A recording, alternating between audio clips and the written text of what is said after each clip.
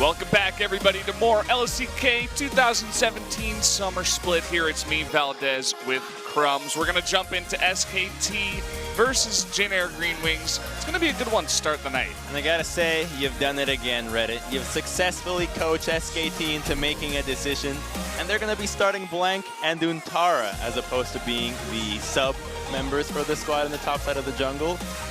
They had success, they have been having success, and they were put into their match against the, I believe it was Africa last time around we saw them. And so they are now at the starting lineup. Yeah, I mean, this is what I was saying at the end of that matchup. I feel like these guys kind of deserve it, right? The first game that Huni and Pina played was a little bit less than inspiring. So when you see that and then Blank and Duntara come out and they have two great games in a row and they crush Africa, I think they deserve to at least start tonight. And no matter what, it'll only drive the competition within the team higher and should in turn make the play of both top laners and both junglers better than before. And that's the beauty of having rosters that can afford to have multiple players at the highest level. Yeah, I mean, just think about how Huni and Peanut are feeling right now, you know. They just got taken out in game one, and now they're not even starting the next one. They must be feeling that drive a ton, you know, practicing at the house, trying to get back to that starting position. So I think this is going to be a pretty good matchup. Jin Air, they've shown that they're a better team than they were in spring. They've beat some bigger teams, right? They took out Longzhu 2-1, and they did go down to KT 0-2. But they're definitely looking stronger. That is expected, although in the fashion that KT dismembered them was underwhelming if you were a Jin Air fan. However, they did beat BBQ off their latest victory, and while BBQ is a team at the bottom of the table, they have shown some signs of life. They're still not one of those teams that seems to roll over and die a little sooner than their MVP.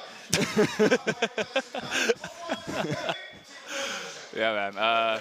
MVP, poor MVP. I was really cheering for them coming into summer, but that'll be the last we mention of that team for tonight. So jumping into picking bans, we're going to start off with the Karma ban here. Karma making sense. A flex pick for Kuzan and Snowflower.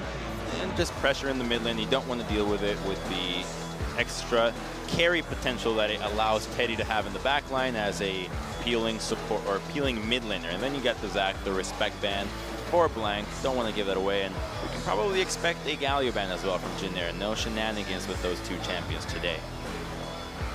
Yeah, another champion we've been seeing banned out a lot is Syndra, has one of the highest pick ban ratios or rates in LCK Summer entirely. And also going to take away the Gragas. I think we saw a bit of that from Blank, but also Tara can play that in the top lane. Yeah, it's a flex pick, and it's really gone up in priority for a lot of these teams. The ability to influence team fights to the extent that Galio and Zach can. So focusing on removing those heavy peel and heavy engaged champions forces teams in a position where if they're not comfortable with the engage, and the engage, so much of it has relied on the AD carries this season with Varus and Ash being at the top of the table for these ADs, then the team would likely collapse. So removing options from the guys that are capable of carrying makes it so that teams have to have a deeper playbook if they want to play according to the meta. Look at that. We have Caitlyn banned out as number 3 for Jin Air. We've seen teams such as, you know, Samsung just wait for 40 minutes into the game and have that Caitlyn carry, and also Bang playing that a little bit, so they don't want to give that over. But that does mean that SKT gets the first pick, Lee Sin, coming into this one. And the deny pick out of Umti, the guy that has been carrying so much for this team. And Xayah seems to be the replacement now for Caitlyn, while Varus and Ash still remain as heavily contested picks. You have Xayah, who offers a bit more of the physical damage carry potential that the Ash and Varus lack and bring instead in the form of utility. Yeah, we had a little graphic during the analyst desk about Rakan, about how it gets picked so often over in NA and LCS, but not very often here. And hold the phone. All right, I'm holding it. Hold your phones, guys. We got Rek'Sai on the Rift here, and this is 7-11, so I think this is after the change, correct? This is after the change. However, it's not after the additional tweaks that she receives in 7.12. She does, however, still have the ultimate that is easy to sidestep, so Lee Sin is an unlikely target to receive that one. But even more questionable than that, it's going to be Twitch off SKT, so no Caitlyn, no Asher Varus. They're going with full-on carry mode, and Twitch is even scarier than Caitlyn in the late game. So if SKT can get by the laning phase and secure Twitch getting by, then their late game threat is going to be even more deadly than what they would have had with Caitlyn. Yeah, generally when you do want to go for these super late game kind of picks, you want some kind of protection for your hyper carry ADC, but we're going into the second banning phase here in just a sec, and Jin Air is going to have 2 bans that they can leverage towards that. They're going with a full-on bloodbath bottom lane with Xayah and Rakan. If they start W level 1, action is going to be relentless. I love the Thresh ban here. We might even see a Tahm Kench ban here, making sure that there is no way to protect this Twitch. I expect it to be a Lulu, actually, that SKT would prioritize, as Wolf has played that as his most picked support. However, it is important to note that while Rek'Sai's passive isn't as impressive as it was before, it still is capable of detecting Twitch. So the Twitch pick, not caring too much about that. It just would mean that when it comes to a 5-on-5 or any attention to the bottom lane, Twitch's stealth will have to think twice about it. And there it is, a Tahm Kench ban, so they're okay with the Lulu, just none of this late game monster Kench. Waiting on the last ban for SKT. We do see Syndra is banned out first against Kuzan. Just wanted to take that away. The Vladimir still available, a pick that Kuzan has shown in both spring and summer, but actually going to ban away the Kassadin as that last ban. Good ban there. It makes sense with the lane against Talia. It also means that the synergy with Rek'Sai and Kassadin is something that would eliminate Twitch from a fight nearly immediately. Not only does Twitch lose the opportunity to engage onto Kassadin with his mobility, he also can get deleted in a matter of seconds. And as such, they will pick a champion with a similar play pattern. Somebody that wants to flank, that can escape the grasp of an ambush from Twitch and still participate well in those roam attempts and action into the bottom lane that Rek'Sai and the bottom lane of Xayah Rakan can benefit deeply with a teleport LeBlanc in the mid lane. Definitely will have a lot of pressure, and we do see SKT hovering now on the Rumble.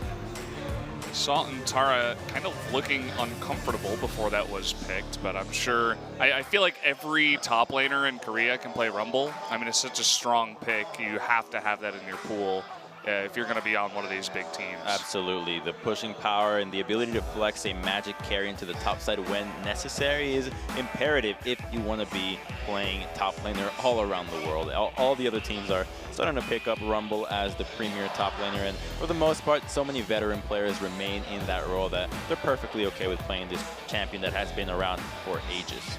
Yeah, and look at that. We do have Kled as the last pick for Jin Air. We've seen that for Ixu, but also other members of LCK, such as Cuvée. And it's been getting a lot more popularity here in Korea. Definitely offers you a ton of engage. I'm very curious to see how it works with both Rakan and the Rek'Sai, because that's, as you were saying, it's kind of a bloodbath bottom lane, but you've got these incredible engage tools just across the board on the side of Jin Air. Think of his ultimate as a Sivir ultimate, where champions that would benefit from closing the distance before their gap closers are used as they're necessary for an engage, then they would become that much stronger. Rek'Sai with Kled no longer has to use her tunnel to get into the fight. She can just get in there, get the knock up, and then get out with the tunnel, making her engage that much more effective. And similarly with Rakan and Xayah, the feathers and the root and the charm get so much more out of it if they can just get in position right from the get-go. Yeah, taking a look at SKT's lineup, it does look like they have a decent amount of disengage as well. You got the Lee Sin kick, the Braum ultimate, even Talia can help out with that, so they can create some space for this hyper carry of Twitch. Absolutely, it's a dangerous composition that SKT has here with all the AoE damage that can go unnoticed. Between Xayah, Rumble, and even Twitch's ultimate, everybody can go down in a matter of seconds. So this is the one last look you guys get to see of all the players, all the champions they will be playing. So go out there, tell your friends that SKT versus Jin Air is on.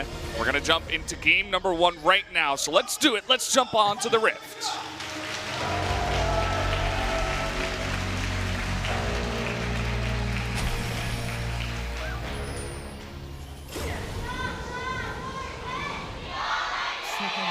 협곡에 오신 것을 환영합니다. Got some male fans there for Jin Air. What a shocking, what a change. What a crazy idea. And one day I'm gonna call back to America, 3 in the morning, call him up. Hey, you know SKT's playing right now? Teddy, oh, they're gonna force the flash. They just chased him through the jungle. Oh boy, that's gonna be a little bit awkward, especially with Blank on this Lee Sin. Taking away the flash already from Teddy. Could see some follow-up ganks in the bot lane. It's taking a page out of exactly what happened against BBQ, so the position of the AD carries, always getting surprised there. If you're going for a cross-map invade, you can expect one side to be your strong side, and therefore the weak side must play as defensively as possible. And that's going to be trouble for them when they have to deal with a Braum that has flash and exhaust. I can always proc your first hit of the passive. Twitch will follow up with an ambush, and if Lee Sin's right there, you're donezo. But more importantly, it will diminish this bottom lane's ability to all-in early on in the game as the danger becomes too high. Exactly. So already just from blowing that one summoner, SKT, in a pretty nice spot. And look at this. We have another really nice leash to start it off. It's not the Raptors into, or actually maybe they did clear the small ones already.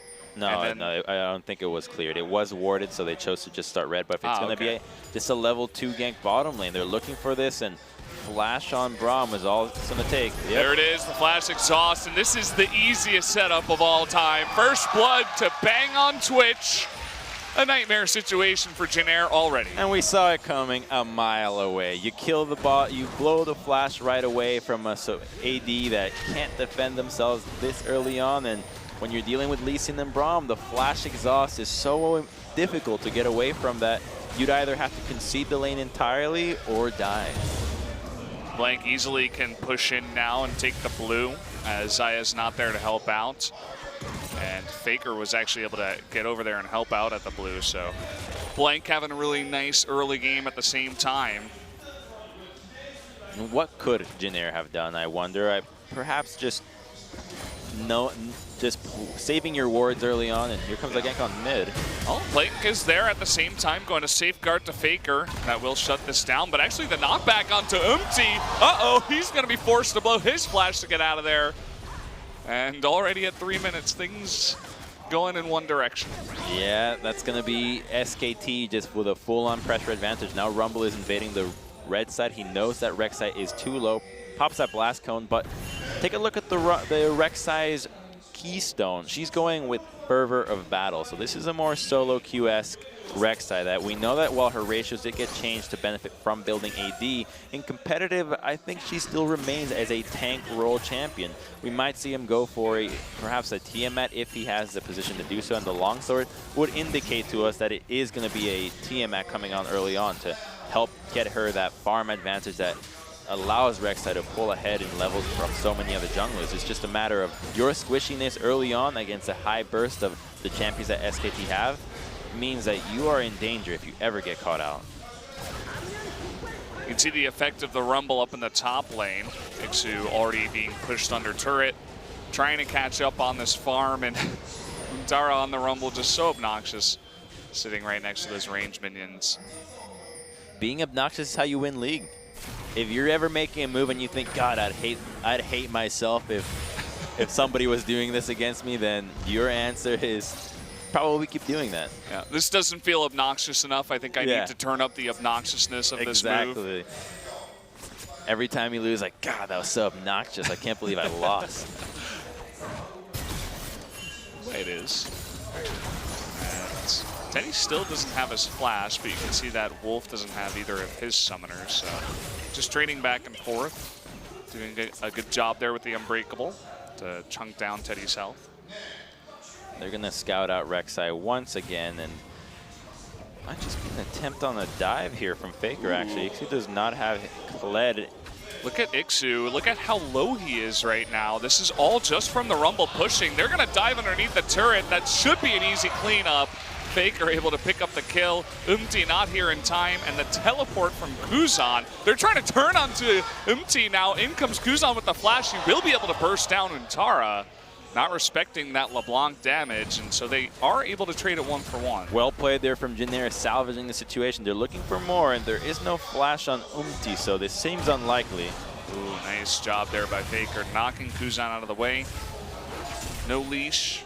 We'll get out of there. What looked like a lapse in judgment with that teleport completing turns out to be that SKT greeds out for the kill on Umti and they get punished right away. The kill going on to LeBlanc is exactly what Jin Air needs to keep a firm grasp on this game. Otherwise, it felt like it was getting away from them. Blank now takes the advantage to get some deep vision, and that teleport from Untara, you know it's going to be used in the bottom lane at level 6, so they're pre-planning a move that's going to happen a couple of levels from now, and if they can pull this off and combo it with a Weaver's Wall and find where Umti is again, then this bottom lane for Jin Air is not long for this world. Yeah, very well said, and I think Jin Air is going to have to realize that as well and come up with a plan. We're going to have to see Kuzan, without his teleport, get down there in time to help out. You can see Ixu still has his teleport, so at least he can respond with that. But now we got that Rumble at 6. We got the Talia at 6.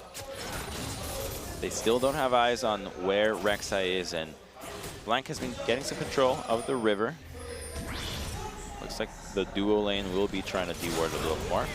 Okay, trying to get this bear trap on a rope, forcing the equalizer out here. Untara trying to just run away, and Umti just slowed down too much, already down to half health. And no rotation here. They're going to get that leash once again onto Untara, who still does not have his flash. There is the dive, and Ixu will pick up the kill, hopping off Skarl. A little bit of flare there at the end. The near solo, and to add more flare. Oh, can he get the knockup? The answer is no. In that unwarded brush.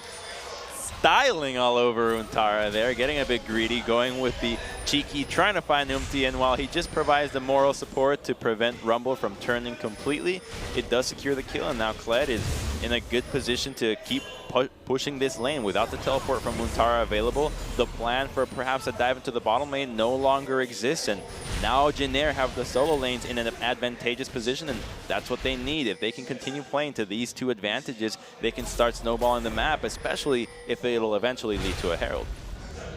Yeah, definitely some stuff going Jin Air's way. I do really love Blank's response at the same time. You know, he wasn't able to get up into the top lane in time to help out, but as you mentioned before, he has total vision of the entire blue side jungle of Umti, and meanwhile, when Umti was recalling, he went in, stole the red, took all the raptors. He's essentially doing whatever he possibly can to try to help out his team and get ahead. It's deep vision, baby. It's taking advantage of the opportunity cost of going for a gank and making sure that you're getting the most out of it. The return of it is going to be that the cost of just watching Ixu solo out Untara means that you lose red and you lose those raptors, and if they can get an opportunity to get that deep vision again, every play that Jin Air makes will be met with the same fate. So they have to evaluate what valuable play is for them and what can yield them advantages that can snowball the game further. Teddy and Snowflower here, almost hitting 6. Bang and Wolf have just hit 6 together, so we might see a little bit of action, but actually it looks like bottom lane of SKT wants to rotate into the Dragon Pit together. Kind of taking an interesting walk through the jungle. May go for an engage here. Yeah, they pop their blast cone looking for some action. There are no teleports available, so it would be a 2-on-2. Not worth the risk at this stage in the game. You do have the Twitch that is always going to be happy with the more items that go to both ADs. Yeah, you can see with that early kill, Bang up not only the kill, but 20 CS at this point, so they should be pretty happy with how that's going so far. And that this lane could have been so different. Right now, one of the reasons why you don't see Twitch being so contested, while you would have expected that the Doran shield change would make it so that these late game ADs can survive. Oh boy, look at this big rotation up here from Kuzan. Untara in a ton of trouble once again. The equalizer comes down. Umti going in for that ult, and he will get taken out here by Blank with the Dragon's Rage. Faker trying his best to run away, will burn his flash, but he's caught by the bear trap on the rope and goes down to Kuzan at the end of it all. And Untara is just setting up his own soup kitchen up here, spoons included, because he just keeps giving everything away for Jin Air. This is the strong side for Jin Air. They're playing to this side. Look at how passively the bottom lane is conceding. Smart from Umti to be there. The rotation from the mid laner doesn't even need the teleport, so they're capable of taking whatever Ixu's got and just bopping everybody with it. 3 kills go over their side, it couldn't be better for them.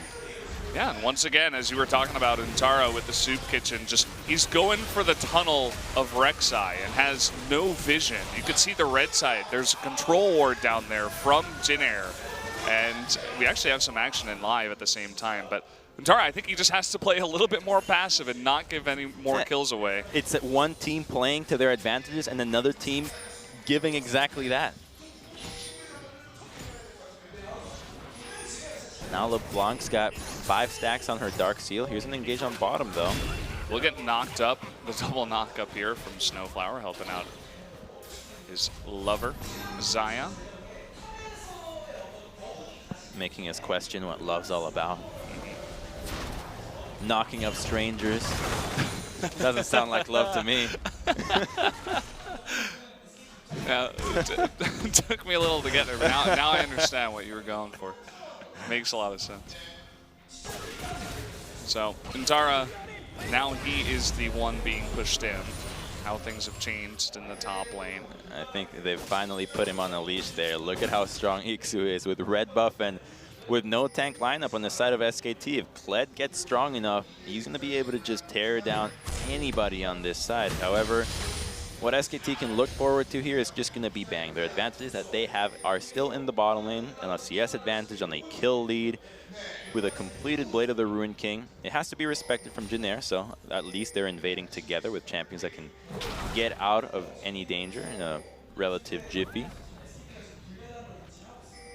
I like the play there from Jin Air with all of the pressure that's been going on from their team. They find a way to get some deep warding down with both the jungle and the support. Starting the Cloud Drake.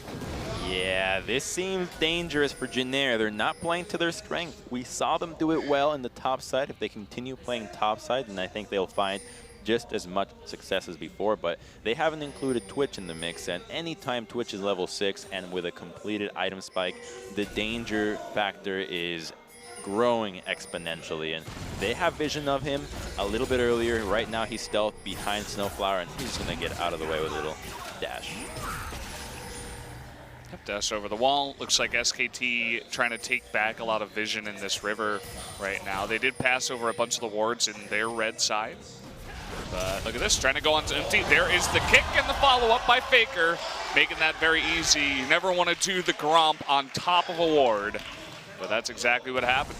Easy peasy, and that's now going to be that Cloud Dragon. There is no chance of contesting it as Iksu is not there. LeBlanc is still stuck in mid lane, and the bottom lane from Jin Air is stuck at tower. So while the Dragon isn't the important objective, it's a ways of getting a fight started and looking for picks, and that's what SKT do it. And Jin Air, with the lapse of reason there, they should have stuck to the top side, perhaps going for a 3-man dive. Instead, they try to start the Cloud Dragon and end up punishing with their lives. You can see SKT just trying to get as much value out of this entire play as possible. Not even coming over to the blue side will totally just give up that blue buff, and that does mean that Kuzan will not have that in the mid lane. Kuzan's still doing okay, sitting at 2-0-1 with a couple of top lane roams. Has that Gunblade completed already and 5 stacks on the Dark Seal, so we could see that LeBlanc getting a little bit out of control. We do have a engage here, actually. Both these members of SKT getting locked down, but bang, able to pick up that kill, and this could be 2. It's getting close. Snowflower will survive in the end as Kuzan is making his way down, but will not be able to find a kill for now. It's heart-wrenching to see these teams take advantages in the right places and then just give it up right away. They keep trying to fight into this bottom lane, but this is where they're weak, and SKT just holds no reservations in taking full advantage of what is being presented to them. End up getting nearly a double kill, and now the Twitch is 2-0 with a Ninja Tabis. No chance at this dual lane ever killing it for quite some time. They're going to have to involve Kuzan in this mix, so Jin Air need to look for control into the mid lane, open up the LeBlanc, start making use of both her roaming ability and teleport. Until they do that, they're still going to be at a gold disadvantage. 2,000 gold down so far, and if they can't get more into the top side of the map or with their solo lanes, they're not going to be doing it any other time. I mean, you said it before, right? They were behind in the bot lane. Oh, well, hold that thought. Kuzan actually trying to dash away. Can they lock him up with the stun? The answer is no. And actually, Empty on the other side of the map is starting to Rift Herald. There's no vision over there for SKT. So he's getting something in return here. SKT will likely just be going for the blue buff. You got to pull that out a little bit more if you want to hit the eye. And it will be spotted now. Spotted now. Will they respond right away? In comes Blank. And that Rift Herald's getting pretty low. Can we see the steal here? Trying to go for it. The spike coming down from Umti extremely early. And Blank easily just able to scoop that up. Oh, God, that was so bad watching. You got to make use of the eye on Rift Herald. Otherwise, you're never going to be able to take it down. He was so preoccupied with hiding the objective that he never bothered to pull it out to make sure that he could strike it from the eye and make advantage of his damage reduction or increase. Wolf have this ultimate. It doesn't look like it right now. And we actually do have the double teleport from behind. The charge in from Jin Air, but the Weaver's Wall making his way on in here is Faker, but not going to take it. Ixu actually taking down the Braum. In comes the Equalizer. Doesn't really land here. Empty trying to get that ultimate off onto Bang. Bang is still alive. Finally goes down here to the Kled. So much action going down. Kuzan still alive and still a big threat. Untara trying to burn Teddy here. Blank on the chase. Will take him out with that red buff. And now it's Kuzan all alone, forced to jump the wall. And Baker's still on the chase and will take him out for the ace. Under 17-minute ace out of SKT, and it all started with them opening up on the duo lane. The collapse was imminent, but SKT stayed together as a group, and Jin Air had to disengage from the fight into the bottom lane. So the duo lane just could not participate for the longest time. And we'll look again right here. Here comes Braum. Once he gets here, then the fight, they know that they cannot turn here. So they engage. He knows that Braum is too close. And once he dashes in, they know the disengage is imminent. So he pops the spray and pray. And while the teleports do come out, everybody's on their way down. You see Talia still coming in here, flashing into the wall, trying to get some protection, but the dual lane just can't come in here. Funneling through that Weaver's Wall, no chance. There's way too much damage there coming out from Faker onto Umti. In fact, we were talking about it before, is not all that tanky, just going damage, and the Rek'Sai pick hasn't been too impressive so far, I have to say. It's curious to see Rek'Sai use an ultimate in the middle of the fight, just completely disappear. Hey, where'd you go? And then, oh, it just appeared into death once again. It just hasn't been Umti's game. I mean, it was shut down from very early on. The invade towards his blue buff after they took out Rakan, or rather Xayah in the bottom lane. And kind of just the snowball effect from there. And speaking of snowballs, after you ace someone and you have Rift Heralds, they took out 3 turrets in total. 2 in the mid lane, 1 in the bottom lane, and now SKT, they are miles ahead, 6,500 gold ahead. Disgusting, and all they have is now Ixu with LeBlanc, but even Snowflower can't live here. Yeah, look at this, Faker from behind too. This lovers duo trying their best to at least get a kill. And wow, they actually do trade 1 for 1 somehow, some way. The power of love trumps even an 8,000 gold lead. 10,000, you can buy love with that one. Instead here, whoa, he's going to the tower. Yeah, Ixu trying to charge past. Untara giving up his life, just accepting it, getting all the creeps. Meanwhile, another dive up into the top lane. This should be, oh, a nice ultimate there from Wolf, just predicting where Kuzan was going to go. Totally styling on this guy right now. Not even phase. He knows. He read him like a book, just methodical in the use of his Glacial Fissure. And Kuzan tries to defend the turret, ends up punishing dearly for it. So everybody just getting caught out left, right, and center. People just want to die here. Over a kill per minute. One of the bloodiest games so far. 1 kill per minute is always such a fun stat to talk about. I mean, this has been a fun game to commentate on so far, that's for sure. And Wolf trying to inspire all the potential support mains in the future in one fell swoop. I do not want to see Brahms going for flash ultimates and miss. Yeah, you got to be high ELO, which is, you know, of course, silver 5 or above to talk about stuff like that. Well, actually, percentage-wise, just being ranked is already higher than most people. Well, there you go. All those guys in Twitch chat, they were right all along. Well, they did put Blank in as a starter, and now he's the main, so who knows what's real and what's not. Well, he's been having a pretty sick game so far. We're going to get a replay here. And the only reason why it goes so haywire is the charm here comes out. Whoa. Keeps Bang under the turret, tanking the turret shot, and allows him to at least trade 1 for 1. I'm dizzy after that one, Crumbs. You didn't expect those the roller coaster? That was wrong team for that, but I appreciate the effort, that's for sure. Faker trying to come up here. He's got no chance of dying to LeBlanc. If he just plays far back, between the Banshee's recharge time and the waves hitting, and the respect that you have to pay to Twitch going Mia, then LeBlanc just has to play side lane duty, looking for teleport plays, mostly just having to pick on Untara. He's really the most vulnerable member from this team, so all he has to do is just sit back, wait for waves, and if he gets dove, then so be it. Occasionally using your equalizer on the turret if there's a big fat wave, and you can see what Jin Air is trying to do. They've got their side set on this little mechanical Yordle, as Rek'Sai was pushing the lane with Ixu. Yeah, and because Untara has picked up a kill, he is worth a little bit more. It's not like the Xayah on the enemy team sitting at 0-4. Here it comes. Actually, Bang is going bot. It looks like SKT is reading this pretty well. Well, Rek'Sai was pushing the wave for some reason, so I think they have a good idea of it. It's so weird seeing Rek'Sai now. She no longer has a global power.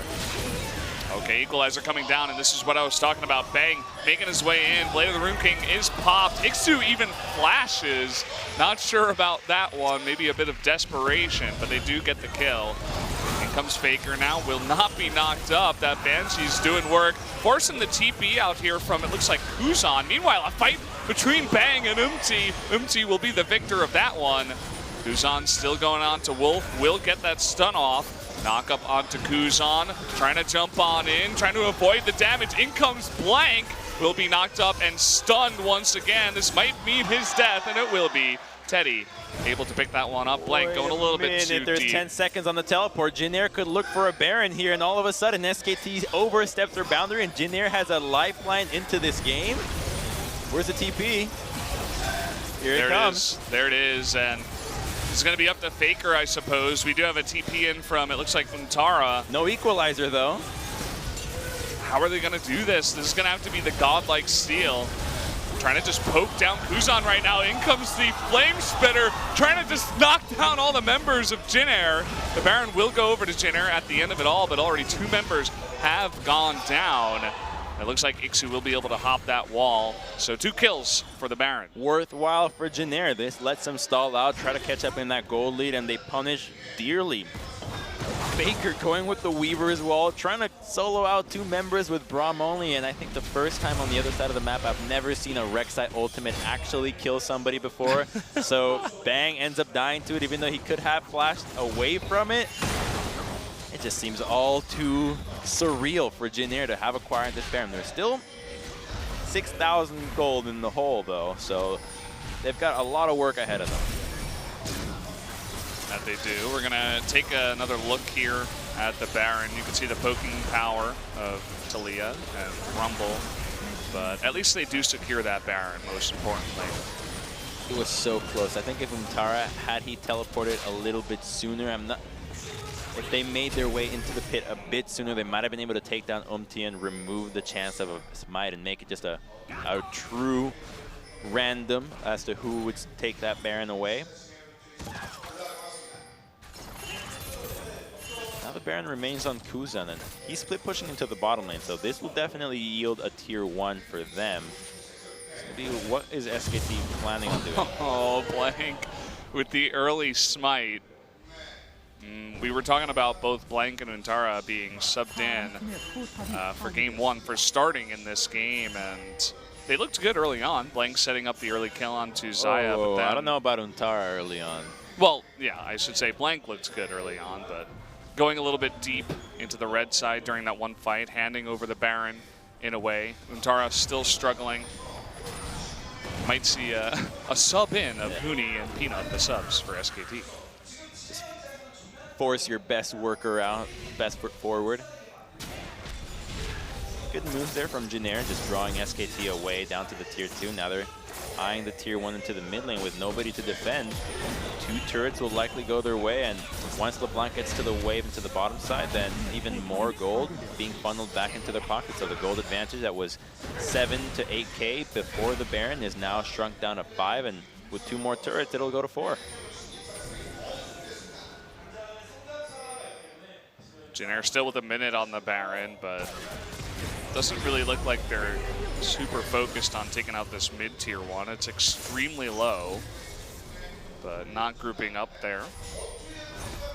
They don't want to overstep their limits here, as they have expended quite a lot of vision in that movement to the bottom side that SKT was so quick to respond with their double control wards earlier, and now they have even more control wards, but only at the side of Wolf. Nobody else has really been purchasing many of these boosts, many of these wards. And this is the time where, as an AD or as a mid laner, you would say, hey, would you mind selling your starting item for a control ward, please? Thank you. And then they'll tell you, no, man, no, I don't need to do that. It's invaluable for me. I need that Doran shields. 26 minutes in. Bang, jumping on in. Here comes the Weaver's Wall and a really nice equalizer follow-up, although both Teddy and Snowflower are able to run out of there. Teddy will get taken out in the end, as he was just a little bit too far up the lane against this Twitch. 5-man attempt, getting ready to prepare for this Inferno. They're not going to give this up, and Jin Air is going to try to trade something in the blue side now, as Ixu's positioning back to pushing that lane, but everybody else is also on this side. They recognize that only Blank is needed for the commitment onto the Dragon, and with Bang MIA and Wolf on the wings, he's in danger clearing the wave. Blank actually pulling this out, spotting Umti somehow, making sure 100% that this cannot be stolen. I'm going to line that up with the Smite, and SKT will pick up this Infernal Drake. There's an opening there, combo with the Weaver as well, so they have to respond. Okay, are we getting engaged on by how many angles? Lots of them, as there's an equalizer that doesn't make anything too equal, but B comes in the end, secures a kill with the resonating strike. Easier said than done. Hit Teddy for like half a second. That's about it. Takes a kill, that's all that counts. Kills don't tell the story. It just adds to your KDA. And he's a man who loves his KDA, already sitting at a 4.5 there. One more death would ruin it though, as it would put him in his lowest KDA. I think he's looking to avoid that as much as possible. Blank trying to make a case for himself to be the starter. To be fair, I don't think any coach has ever looked at KDA and considered that as a reason to start a player. Yeah. Well, we got Baron coming up here in a minute 40, so prime time to be clearing out as many wards and get some deep vision in there for a potential teleport from Untara if they want to force a fight here for the Baron. There's a control ward in the pit by Jin Air that really needs to be cleaned out. It's still a little bit early.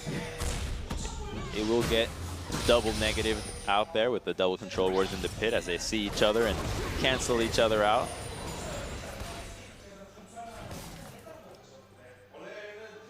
Umti's been sitting in this exact location a bunch of times, just looking for a potential pick onto Untara in the bottom lane. He's waiting, but they don't know where Twitch is. Their remaining teammates are not in a position to capitalize if they are to be collapsed upon, so going for this engage is extremely risky. Well, they see Lee Sin running away, and I think they just saw Twitch in the mid lane pushing that out, so they will go for this, forces the flash and the equalizer, and will play it safe. Do not want to jump on top of that kill. And just as you said, they go for the engage when they see and confirm that SKT is somewhere else. Exactly, and Faker looking for something here with the help of Bang, trying to just pick away at that Kled, who has finished the Gargoyle Stone Plate, so it's not going to be all that squishy when he enters these fights. He's going to be capable of team fighting well, but the damage that SKT can do on the backline will have to be accounted for. And no matter how tanky Ixu himself is, remember that the item does diminish a lot of your damage. So if he chooses to go with complete tankiness, then Jin Air's carries will have to play in accordance to both Twitch and the Rumble Ultimate. Oh boy, Bang, he just ran over a blue ward. And unfortunately, Jin Air not really in position to rush a Baron or anything like that. They don't really have any vision over there just now. SKT still in control, always threatening that bottom lane. But we do see Ntara and Bang rotating up towards this Baron. They have now regained control of the pit by having the control ward, and looks like Bang keeps eyeing Xayah in the mid lane, just waiting to see anybody oversteps their boundaries and gets caught up out of position, because one pick would lead to a Baron being forced by any one of these teams, and that could be the game-winning Baron for whoever gets it. We're already at a point 30 minutes in where these next battles signify most likely who will end up winning the game. Yeah. And I'm glad you mentioned that. Just one pick, one mistake by either team, because even though Jin Air is about 5,000 gold behind, if they pick off someone, SKT would be in a world of hurt. And Jin Air just playing it very safe. They are very much focused on getting Kuzan down into the bottom lane and getting him pushing with that teleport.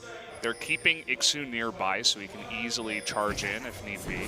Well, speaking of hurt, you saw how 2 autos, 1 crit on Umti, and he was already, that was about 15% of his HP. Remember that when he pops the ultimate, the damage goes through the roof for Twitch at that stage in the game, and Umti has 1 defensive item. It's Ninja Tabis. The rest is just hit points. Black Cleaver is not a defensive item. Saying that you have a Kindle Gem and a Ruby does not count for being tanky, so he is not capable of staying in the front line for any period of time. So the way that he has to play the fights has to be so well, and most likely will result of peeling against Blank, or maybe trying to scout out Blank or Bank before they go for an engage. Well, here we go. Baron on the way. Do we see a TP in from Kuzan? Not yet. Looks like the TP from Ixu right now. SKT continuing onto this Baron. Umti is nearby. There's the TP from Kuzan. And in comes the charge. Will there be a steal? No. It looks like Rumble able to pick up the kill. There's going to be the early kill onto Snowflower. And it looks like Jin Air, this engage is not going too well. Blank looking for that kill. Faker coming in from behind with the Weaver's Wall. Redemption going to heal up a bunch of members of SKT. The flash in from Blank, getting Ixu, who was cut off by that wall, and so they do get a couple of kills plus the Baron. And SKT take full advantage of the pressure. Xayah nowhere to be found. The vision was not there for Jin Air. They just had to rely on that Prey Seeker. And you see she's pushing into the mid lane. By the time that Baron's already way too low, and while the engage and attempt to steal is nice, they try to focus the Twitch, but the peel is there. He does miss his charge in a pretty embarrassing fashion, and then just gets kicked to the wall. Further shame. Shame intensifies for him. Poor Kled trying to do his job against the Twitch and the Lee Sin was basically just alone. Couldn't do much. And they didn't even get the flash out of Twitch. So next fight, it's going to be even tougher for them to get this. And I got to say, I am really hating this Rek'Sai pick, especially now because he's building a Giant Spell, and that's just going to be turning into a Dead Man's Plate, which is not a tank item. You need a Randuin's. Yeah, they definitely need that Randuin's. And we're going to get a replay of this. Oh, okay, they actually do secure a kill onto Blank. Kuzan forced to flash away. His face as expressionless as his name for that one. Get it, Blank face. Yeah. Just going to let that one sit. Yeah, I mean, they get the flash out of Kuzan at least. He didn't seem too affected by that. Bang, he's going in. Meanwhile, Ntara by himself being chunked down by this Rek'Sai. And actually, LeBlanc able to pick up that kill on the back of it. But, I mean, you could see just how far ahead SKT is at this point. They do get the big root onto Bang and Wolf. But, again, it's Ixu against the world as he tries desperately, but will be taken out. What is going on? Where Blank... or Bang, I keep confusing these two names. Where Bang engages onto the duo lane, but there's Braum right away, so they get happy, they try to turn this, but he's not going to engage in a position where he's going to get caught out that easily.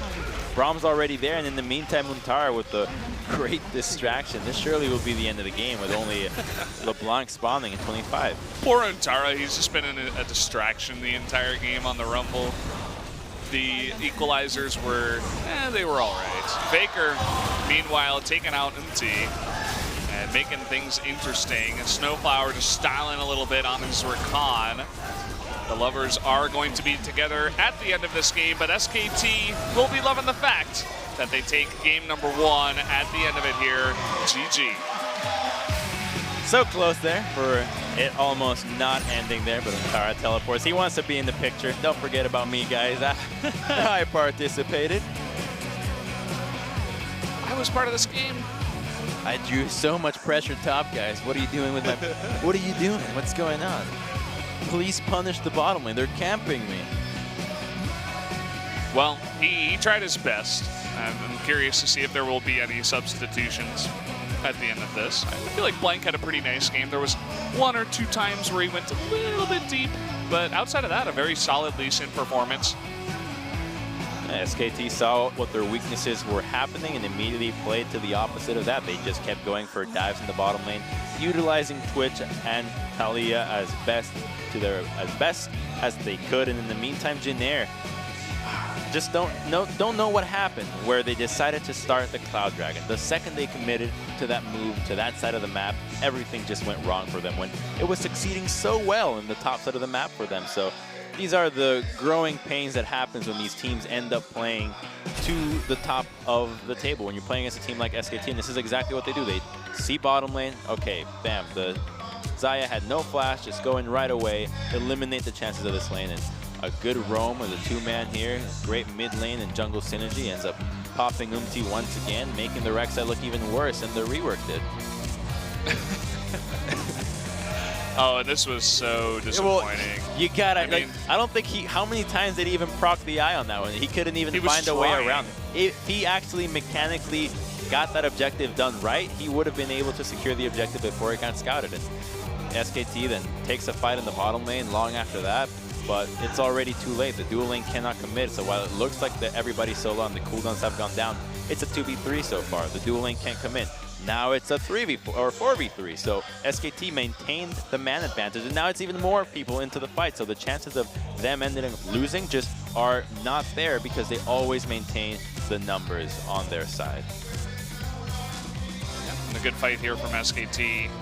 And this was the ace into the Rift Herald usage mid that secured 2 turrets and 1 bot turret. This was after they overextended, and Jin Air, well done by them, capitalized on the Baron. And while they do lose a couple of members for it, the Baron was a great play by them. So they still have a good understanding of macro and when to go for objectives, while the risk might seem a bit too high, but it was the right call. So they're definitely capable of making high pressure decisions in a split-second moment. Yeah, so Jin Air, some showing of good plays in that game. You could see the damage on the Rek'Sai, who was essentially going full damage, was very not that impressive. I don't want to see that. Rakan did more damage than Rek'Sai. How is that even possible? Like, how is that even possible? I'm not entirely sure. Well, he did just linger in brushes all the time. He kind of had an affinity for just this grass is mine. Yeah. He was kind of the moral support of the team, much as Untara was at the same time. Yeah, a bit disappointing though to see them trade Lee Sin for a first rotation Rek'Sai. Not really what I would have expected out of a draft in 7.11 after the changes. I think that universally we can all agree that Rek'Sai isn't that great, although might just have been that game. There were a lot of outliers in it, such as the first blood, but the play itself of Rek'Sai was something that you don't want to see again. Yep, not feeling too inspired after that one. So guys, we're going to take a short commercial break. When we come back, game number 2.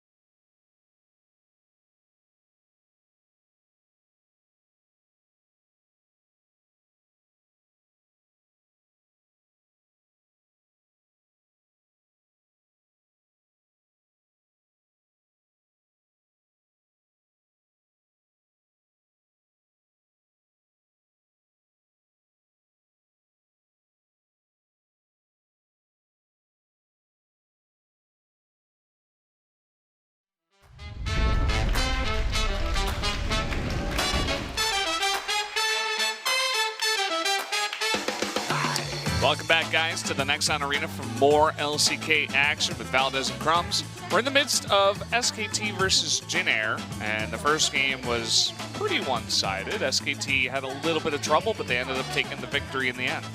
And it was the troubles that you can expect from the starting top laner and jungler that we have today, as it will still remain to be Untara and Blanca, and the MVP will be going to Wolf. Well-deserved first blood.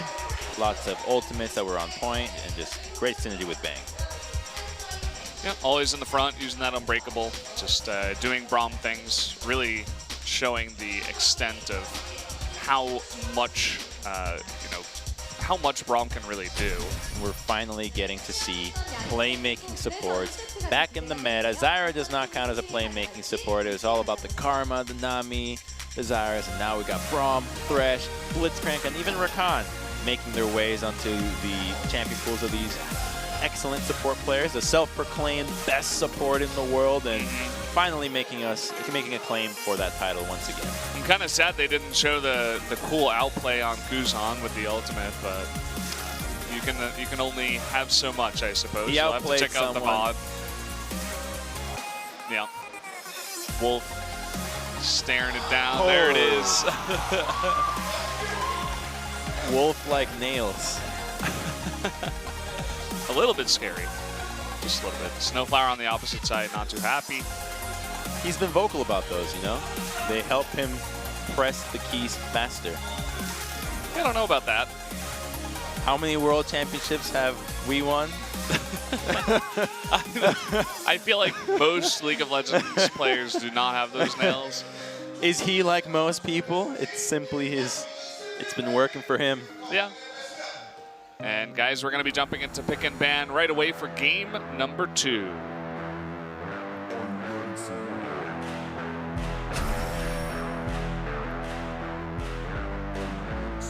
Jin Air now gets to try their hand at blue side and maybe try to snatch away that Lee Sin for Humti this time around. No more Rek'Sai. Let's hope that we keep that champion in the patch notes and nowhere else. Yes, please. Don't want to see it again. Especially first rotation. Well, with the blue side ban onto the Gragas, this leads me to believe that it's simply just a targeted ban at Blank. We know Untara can play it, and sure, it's a flex pick, but Blank has seen a lot of success on the champion, and similar mechanics to what Lee Sin offers, with heavy mobility and the ability to just find individual targets and kick them into your team or out of them, and so difficult to account for even after the nerfs to the cask and use of flash. If you practice your Gragas well enough, you can actually proc your ultimate before your body slam connects. Therefore, you get the exact same move. It's a bit more mechanically intensive, and if your flash gets outplayed, then it just looks awful, but it can still be done. Look at that Orianna ban here against Faker. Don't want to let him have that on the red side. We've seen it as an answer towards Galio at times as well, and I think we should see a Galio ban here from SKT. Possibly. They have played Lucian into it, and there are champions like Talia that can survive well against it, so they will let it go through, and I think they might be fancying that Lucian mid again, considering that we have seen it be flexed in the top lane when it was with Huni, but who knows? Maybe Untara now has read the Huni Bible and is still playing Cassiopeia and Lucian into the top lane, because who else would you be practicing these matchups against than none other than your mid lane, your substitute or counterpart top laner? And that was quick on the Cassiopeia pick. They just auto-locked that, and Blank, of course, taking away the Lee Sin. Oh, no. No, Oh, no, There's don't do Kazakhs. it. Please. You have a choice. Options. You have a choice. You don't have to play Rek'Sai. Does he know? His entire game's blanked out. It's only Rek'Sai. Okay. Yep, it's gonna be it. Okay, well, at least she'll have a ganking opportunity against Cassiopeia wherever she goes, but they have to be so fearful of what SKT can bring to the table here. Are they really capable of flexing Cassiopeia top with Untara? We just don't know. We wouldn't have even known that before if Huni did not play it. So more power just shown at the hands of SKT that Jin Air responds with the most basic top laner and jungle and mid laner possible to make sure that whatever surprises that SKT throw out them will not be as effective as they would be otherwise.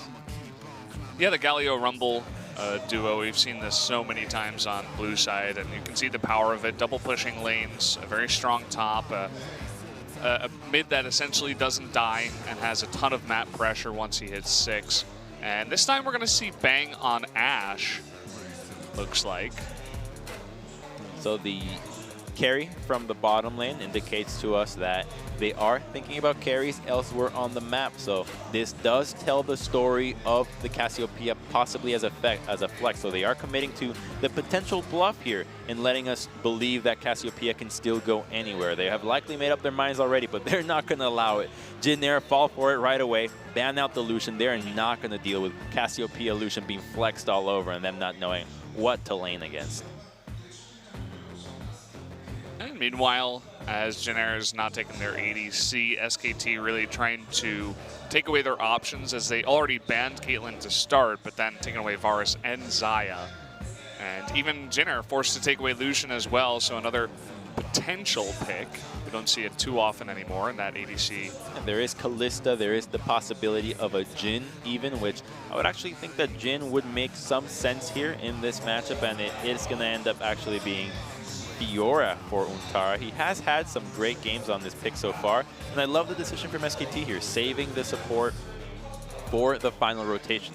Jin Air has not shown whatsoever what their bottom lane is going to be, so by making sure that Wolf has that final counter pick, they can cater to the needs that Ashe brings to the composition, and potentially the AD carry that Jin Air comes out with, Kalista, Kog'Maw, or Ezreal, some of the remaining ADs that if you can support in accordance to what these champions bring, then your set up for success is that much more powerful. And it's not Jarvan, or Fiora, it's Jarvan. Offering some more engage, I suppose, a more reliable tank and front line. And it looks like it will be Kalista Braum here from Jin Air. So we get to see Snowflower's Braum. See if he can style as well as Wolf did. Good comp there from Jin Air. Now they have lots of engage, skirmish power with Kalista and the concussive blows. And SKT have a nice combination there between Cataclysm and Cassiopeia. And taking away the Tahm Kench would make sense in protecting your valuable members of Cassio. She can dodge out of an engage, come the late game team fights, and come out of his stomach when all the damage has been done. She is going to be capable of mauling down through everybody, and Kalista is not going to have the easiest time against Cassiopeia, who can simply twin fang, point and click, so your dodging skills do not mean jack. Well, we're taking a look at Wolf with some Snowflower stats, and we're gonna, okay, there we go. You can see that his play in general has been pretty good comparatively to the other LCK supports. Definitely has been part of the reason why Jin Air has been looking better as a team overall. And what the bar graphs tell us is that he's been good. So Snowflower, so solid, and Braum is the up-and-coming support right now. I think Tahm Kench has already established himself as a beastly support. There really isn't a meta where it's Kench is in or Kench is out, no in-between. He's definitely in right now, and Braum is making a case for the exact same with the rise of these auto-attacking AD carries as opposed to what we saw before between Jin and Varus that take a little bit longer to proc those concussive blows. Braum is great synergy with Kalista, Xayah, and Twitch, and many more. Yeah, so Jin Air, I feel like, as you were saying, they do have a great comp here. They were playing decently from behind against SKT. I think on blue side with their composition, this is as good as a chance as they have going up against as strong a team as SKT. So you guys can take one last look at the compositions of both the teams right here. Look at how jacked Braum is, Santa Braum. What a beast.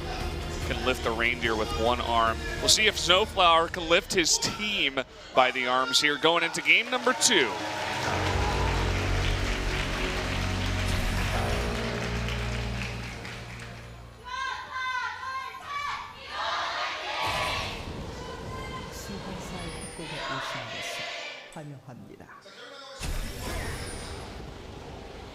The The Braum can carry a fireplace with him as he goes. He's a permanent log TV channel.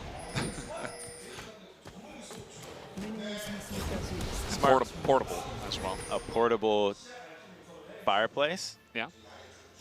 Make any place extra romantic. It's a good gift. It's weird that no sparks or anything come out of that fireplace. How does it stay all in there? He warms it with his heart. As he says, the heart is that doesn't the answer my strongest question. muscle. Science can't explain everything. Look at the amount of Doran shields we have in this. I mean,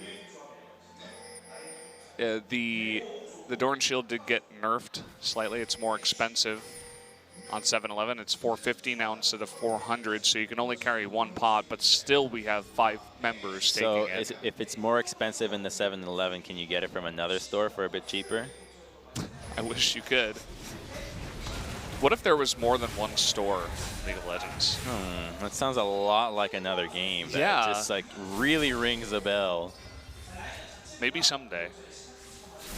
League of Legends 2, perhaps? Who knows? Nobody knows. It does have a 2 in it.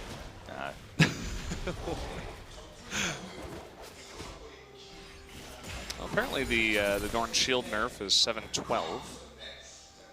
Just thought about that. But the monitor doesn't show a 2 next to the potion. So I'm a little bit confused, to say the least. But that's okay. We can confirm that a little bit later. Umti just going with a classic 3-side into recall, so he'll face and get his longsword here. He does have an opportunity if he chooses to gank the bottom lane, as Rek'Sai does remain more healthy than other junglers, but just barely dodges out of the hawk shot. There is a ward, though. He's going to go right on top of that. Ooh, a late back here from Bang. Ugh. A miss there by Snowflower onto Wolf, so they cannot force that fight. Let's see what happens in the mid lane early on for Cassio versus Galio. Tragic for Umti to get scouted out by the ward, and now we'll only find Gromp on this side of the map. Meanwhile, Blank is on greener pastures, going into the blue side, finds the blue buff, will find Gromp, and can confidently even go for Wolves as well, while presenting the opportunity to dive Kuzan, a mid laner that you wouldn't normally expect to dive this early on. And just an open field in this top side of the jungle for him. So Lee Sin will be getting a bit of an advantage on this side. And yes, the CS is in the favor of Umti, but that's because he went for Krugs. Krugs don't mean anything. They give just gold, not so much experience. And now he's going to get that Wolf camp. Yeah, that was a really smart ward by the bot lane of SKT too. They knew exactly the pathing of Umti after going into the bot lane. They knew he would just go straight to Gromp. That was the only thing available. And then the timing to back off, put down a safe ward, and make sure that they could not get ganked was really impressive. Oh, this is brutal. He's just getting mutilated in the sense of pathing now. He's going to go back to base, go to the top side, find no Gromp, find one remaining Wolf, and then we'll just have to go to Raptors. And because he's not going to be in a position to invade again, he's going to have to do Krugs again, or doubles, which are the worst of the camps out of all of them. So twice, now his route involves the least optimal camp to take away. So Umti in trouble early on. Look at where he went too. He went straight to Raptors. I think they're just respawning. So at least he does have that. But as you were mentioning, not much else left over for our poor resident Rek'Sai. Level 3 to level 5 here, just hits 4 off the completion of Raptors. Blank not taking full advantage of the situation, and at least they could set this up. He's going for some play in the bottom side. It's too risky to go for Wolves just yet. Okay, we're going to have another try by Umti, perhaps, onto the bot lane. There is a ward. Of course, with Rek'Sai, you can get over that wall pretty easily. Not going to go for it. Just backs off, and yeah, he's not going to start that right now. Now he has to go back to doubles, and this is a bottom lane that's losing for Jin Air. Their main carries, sure, as Kalista and Braum, have great synergy together and getting those resets and protecting each other, but their bit of CS behind, and the attention that has received has not resulted in much, has just gotten him behind, and now Lee Sin gets to go into the red side and do whatever he wants as Faker has control of the mid lane, and once he hits level 6, it becomes that much more dangerous to go on a 2v2. Now Blank coming in here, getting a couple of really nice wards down to scout the Raptors are gone. 2 has a control ward. It looks like MT will be able to clear that out pretty easily, but they do scout him out. He just doesn't have anything to do here anymore. Wolves have yet to be cleared, so the only available camp on his side is the Gromp, the lonely Gromp. And now he gets scouted out by Lee Sin, and just the most unfortunate timing as his tunnel is not available. Oh, and here we go, the immediate rotation from the bot lane. Meanwhile, Faker styling on Kuzan. MT does get the knockup onto Blank. This will be a 3v3. Lots of low members from Jin Air, though. Bang, trying to slow all these guys down. The Unbreakable is up. In goes Blank. Not enough damage yet onto either of these members. Now Teddy trying to jump forward, will be slowed by the volley.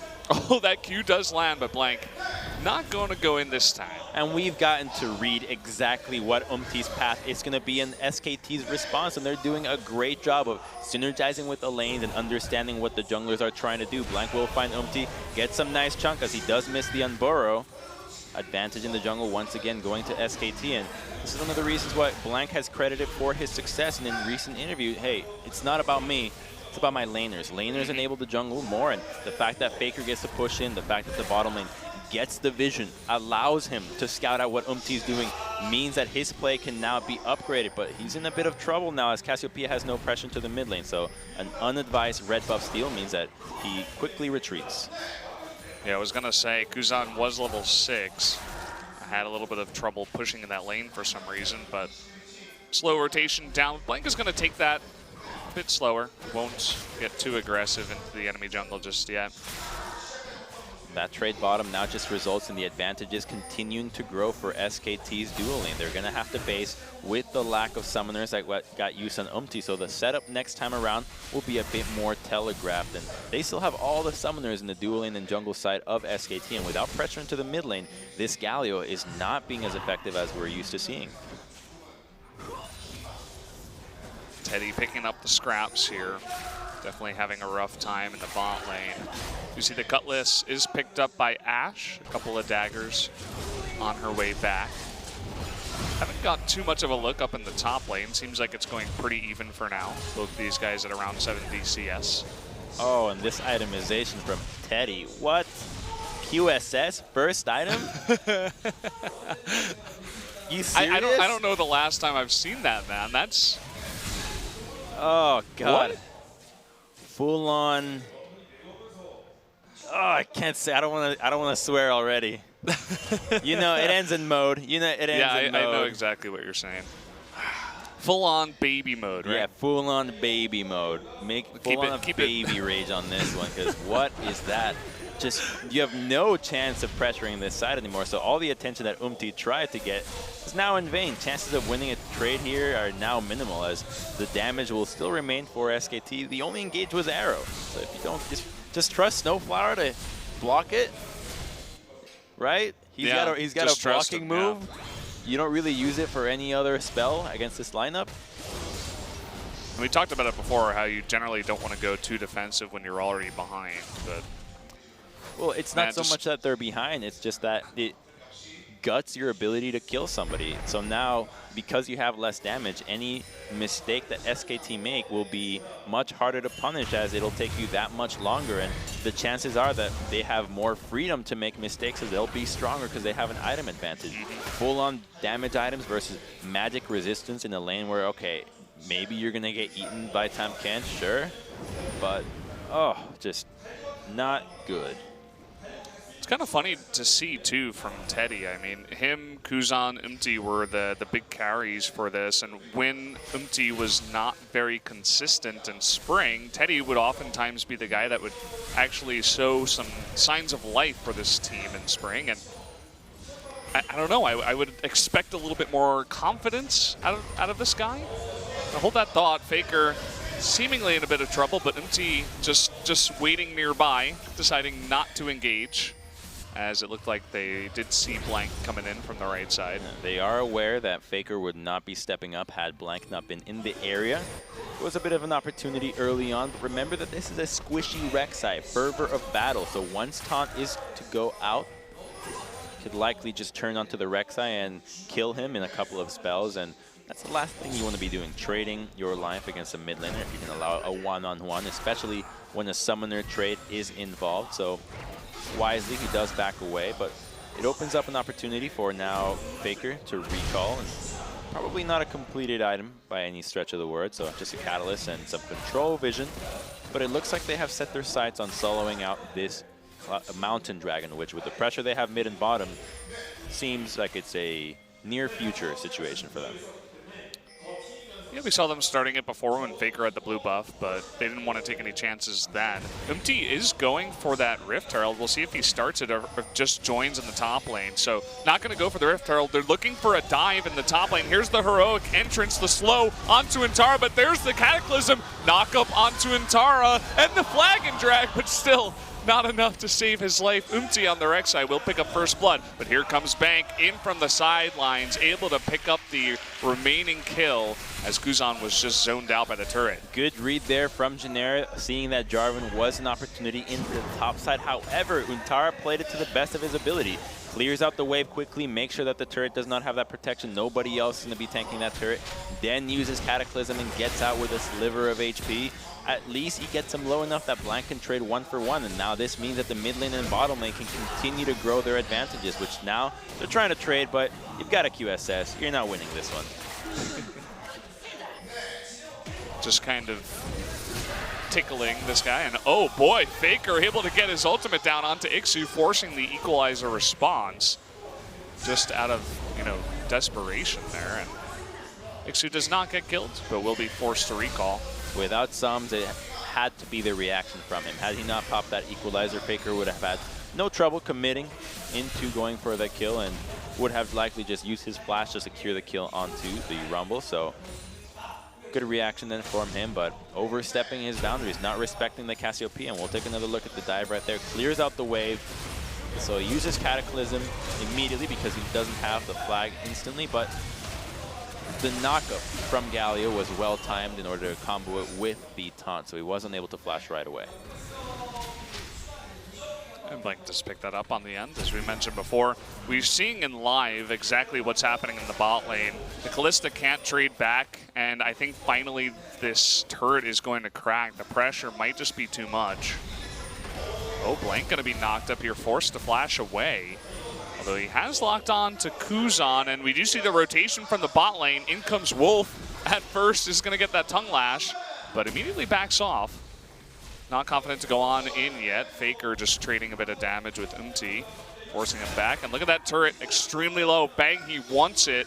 Not able to take it out yet, perhaps after this wave. I think the flash was a bit unnecessary there for Blank, but just playing it safer. And they're still getting an advantage in the bottom side of the map. And just a flat-out 2v2, SKT winning that bot lane turret trade. And to no surprise, you could have told this story just looking at items, and oh, just it'll be so long for this QSS to be relevant.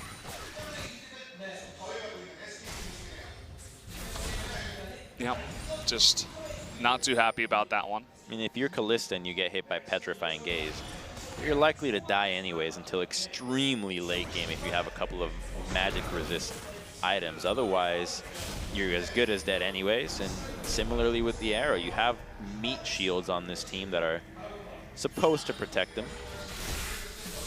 Okay, here's the solo from Faker. And meanwhile, Abyssal Voyage coming on in from Wolf. He's got Blank with him. Umti is easily going to be taking out the arrow. Not even needed, but it actually hits Ixu in the top lane. Unbelievable. Wolf will get the devour, and this is one dead Yordle. The kick in from Lee Sin. They're going to give that kill over to Intara, and should be able to start. Are you serious with that arrow? That was a 2-for-1. It would have hit both Umti and ends up lining it up perfectly on Ixu. I don't think I've seen an arrow that next level in a long time. The 400 IQ arrow out of Bang. So great bait there. Gets a Abyssal Voyage. But here's the arrow. Oh, right back into it. All you have to do is not stutter step back. It's like, I gotta give it to him. It was just so cool. I had to let him have it. We were gonna lose anyway. Nah, these guys having a bit of trouble, obviously.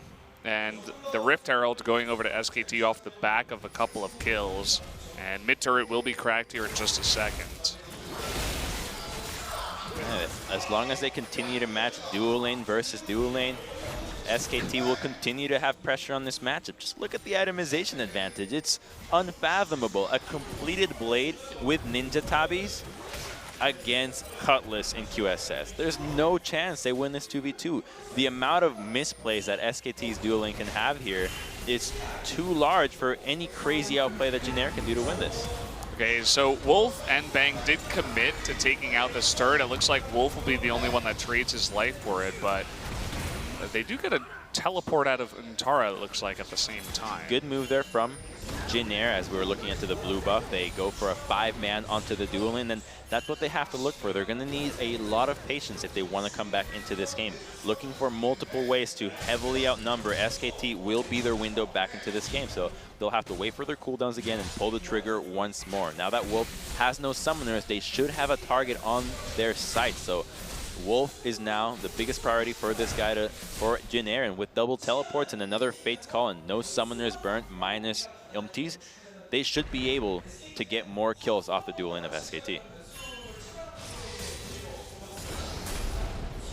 Seeing this trade down here in the bot lane.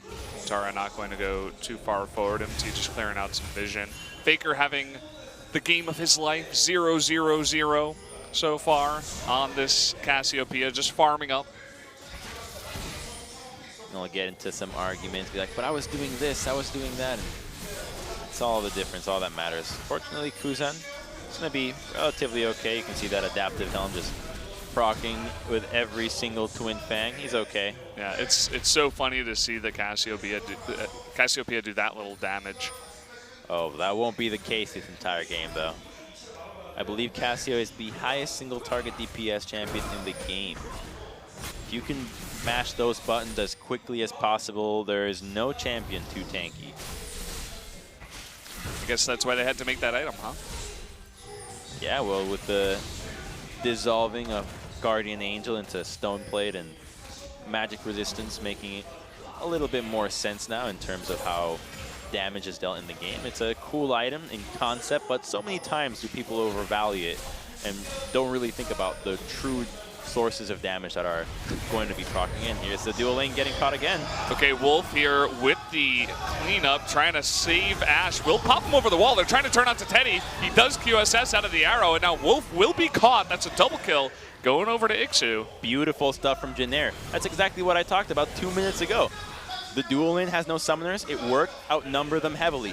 They used 2 teleports, a heavy amount of ultimates, and now this is going to yield them another turret into the mid lane. They're not going to lose anything on this. The top lane turret is still too healthy, and Jarvan is not in a position with the wave crashing the turret. So great moves there from Jin Air, and all they have to do is look for this a couple more times. It'll eventually get them a Baron, and they've got themselves a solid game.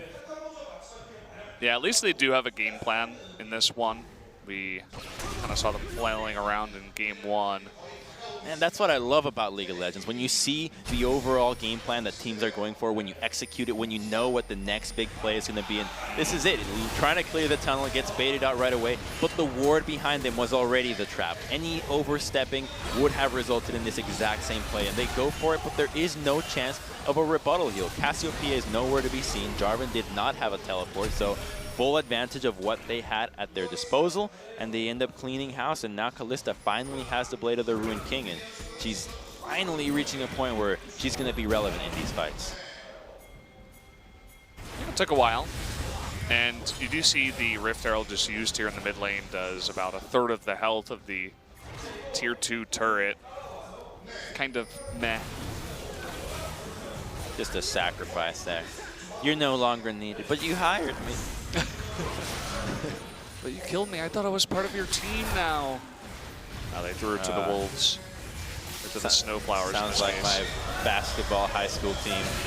Okay, they're trying to go on to Umti here, but Faker might have got himself in some trouble. Wolf with the nice Devour will clean up that. Faker makes sure that he is okay. Still in a position to poke at Kuzan. Okay, Abyssal Void's coming on in. They will force the flash from Ixu. We do have 3 members of SKT down here, not a response out of Jin Air just yet. Finally, they're rotating up into the top lane. Do see SKT retreating. Jin Air have to remember what has been working for them. Match the dual lane, outnumber them with Galio and Rumble. Heavy team fighting ultimates will mean that the single target DPS that SKT brings will not stand a chance. Anytime they're not looking for the outnumber right from the get-go, they are going to lose these fights. So as long as SKT play defensively and Jin Air keep overwhelming them with numbers and just team fighting presence, this game will be on a knife's edge. So kind of unfortunate for SKT. They're in control of this game, and they started off with a Mountain Drake, but then they go Cloud into Ocean. Not the Drakes they were hoping for. If they could wrap up one more Mountain or an Infernal Drake to add to this, it would have been nice. And Drakes are cool, but to be honest, so many times they simply represent the colors at which you end the end of the game, where most of the advantages that teams get are based off of kills, your ways of pressuring the map, and overall based more around Baron and turrets than the dragons themselves. Because if a team has an advantage, even if they don't have mountain dragons, then that means that their ability to pressure will have to be even greater for them to get vision into that side of the map and prep for a Baron. Faker very confidently coming forward, 1v2. Umti and Ixu on the left side, all alone. Really nice equalizer for the follow-up, forcing that heal out of Bang, trying to get them out of there. You can see that ticking damage. Bang already below half health, but no follow-up engage from Jin Air. I like that equalizer. Get him a little charred, force him to retreat. The heal had to be popped so that Bang did not suffer enough damage there and would not have to recall, as he can just lifesteal off the wave. And this means that chunk damage, SKT is not in a position to force a Baron right away, and that buys more time for Jin Air to start clearing out some vision. And you can see Umti making full use of that. Immediately gets a tunnel in there, gets some more vision in odd places so that a control ward or a misuse of a sweeper will not find those wards, and so any attempt to rush or sneak from SKT will be thwarted. And they still have not found the ward, but SKT, they're not falling for this one. They cleared it out immediately. There was a couple of pings going down up towards that top rush, but I think the ward up there was taken out at the same time. So total vision control here at the Baron for SKT. There is that one ward in that brush where Wolf is, so they can see him. Teddy and Snowflower are not going to fall for it. MT and Kuzan waiting in the wings. 2 top laners going head-to-head in the bot lane. Jin Air need control of mid lane. Baron does get started. MT's, he's crawling forward. He's burrowed and puts down a control ward. He does spot it. And the 2-man out of SKT will be forced to be delayed. It's a good read from Jin Air, but what they need now is going to be that mid lane ward again. They need to see when SKT's dual lane enter the lane and where they leave. So they just got a ward in, but it's a little bit shallow. That might not buy enough time for 2 teleports to come through. They read it right away. So SKT recognize this ward cannot be allowed. So they need to find a creative way to get a ward in the back of SKT. And only Rek'Sai is really capable of doing that right now. Unfortunately, she's relegated to topside to clean out vision, and from what we can see, the only path she can get behind the mid laner is gonna be through the red side ramp, which is such a heavy investment of time that previous Rek'Sai would have done it in a breeze, as her ultimate being a semi-global or basically a global ability would meant that she can easily reposition. But now, without that ability, I don't think there's anybody on Jin Air that can truly commit to getting a ward that deep in the back line of SKT. Someone's got to make the ninja play. Who's it going to be? Rek'Sai, can she channel her old self? Doesn't seem likely. SKT playing this very patiently. They're not, you know, they were trying to go for the 2-man, but the second they get scouted, they push lanes, go for a buy. Seemed like everybody had a bunch of gold saved up.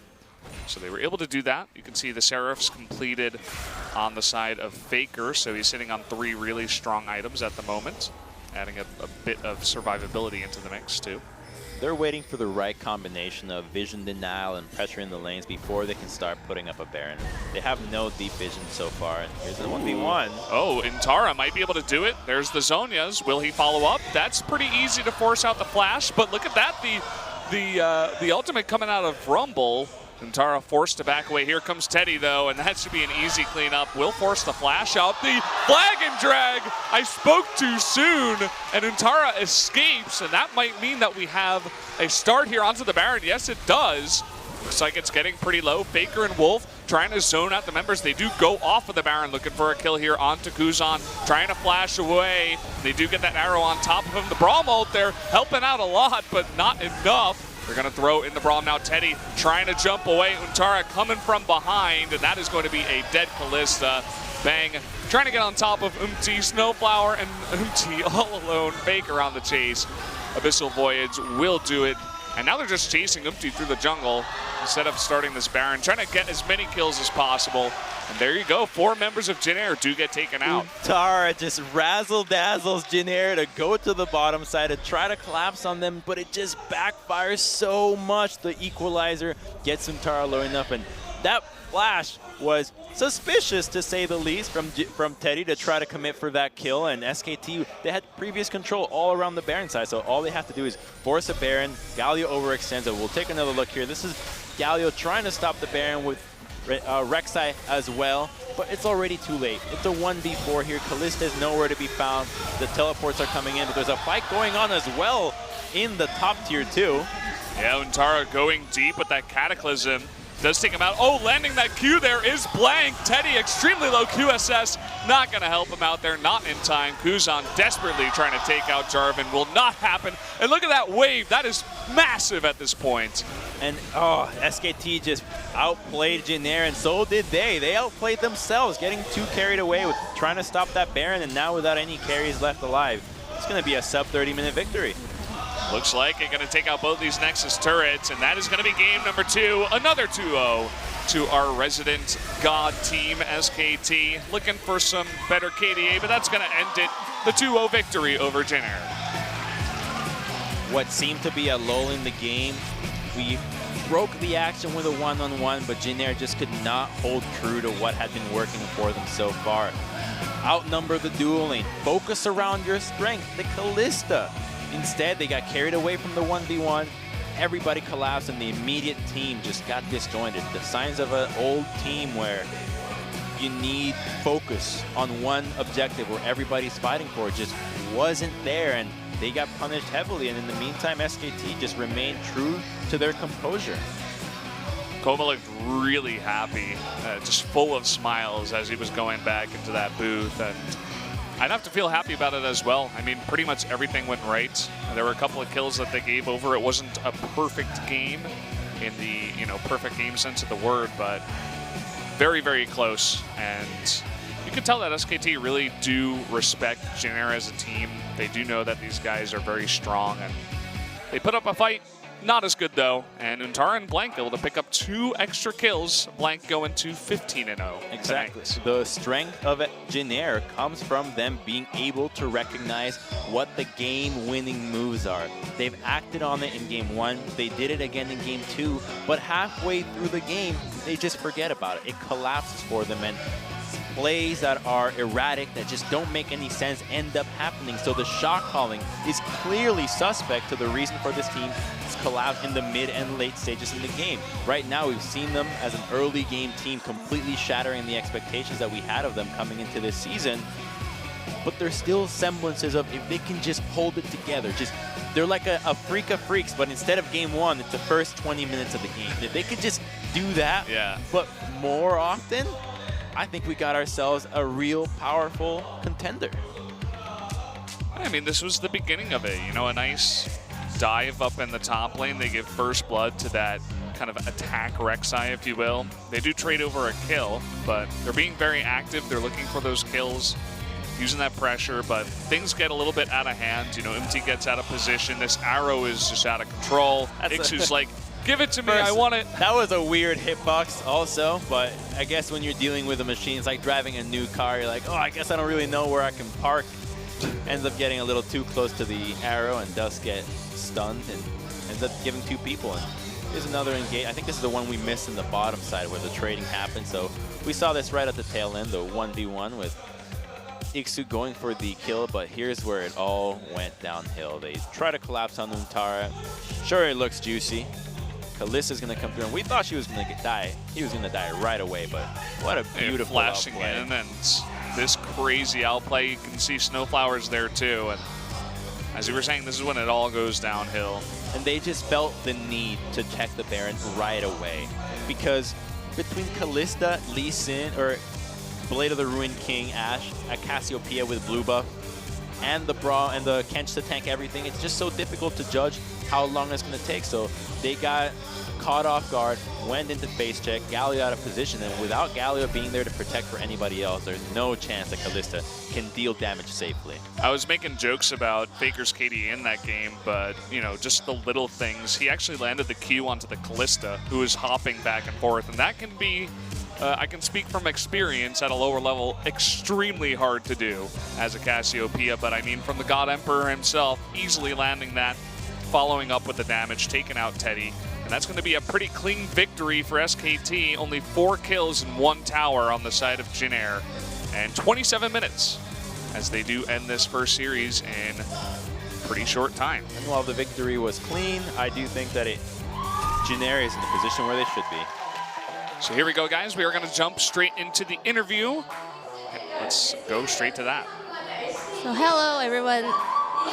First, we have Wolf here for the interview.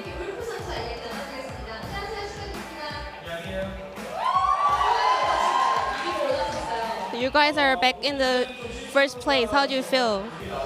Well, we didn't make a lot of mistakes, so I'm really satisfied. And I was kind of making feedback, so I didn't see what you're talking about, but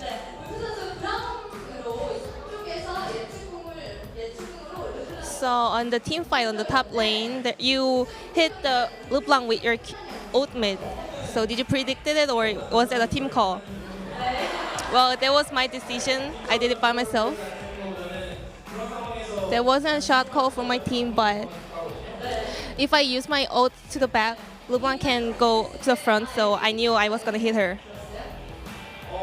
And the moment you hit her with your ult, did you know that you're going to be the MVP?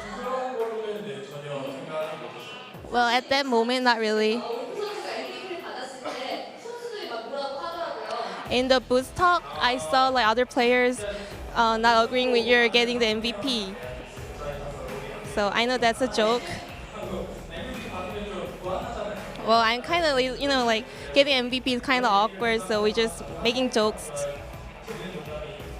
Yeah, we're just playing silly, but I think, yeah, we're all just playing around. And today, they didn't really put a lot of comments because I was the only player who made it really good. So Jaya and Rakan are like hottest bottom duo, and is there any plan for SKT to use them? Yeah, we're always ready. If any situation comes, we'll use it as we're ready. And who do you think will be the MVP for the second set? I hope me. Well, the MVP for the second set will be Untara on the Jarvan. Definitely have to give it to him here, I think. Classic bait there, game-winning bait, but a great outplay here on the 1v3 dive. Typically, most top laners would die right away. So, well-deserved for him.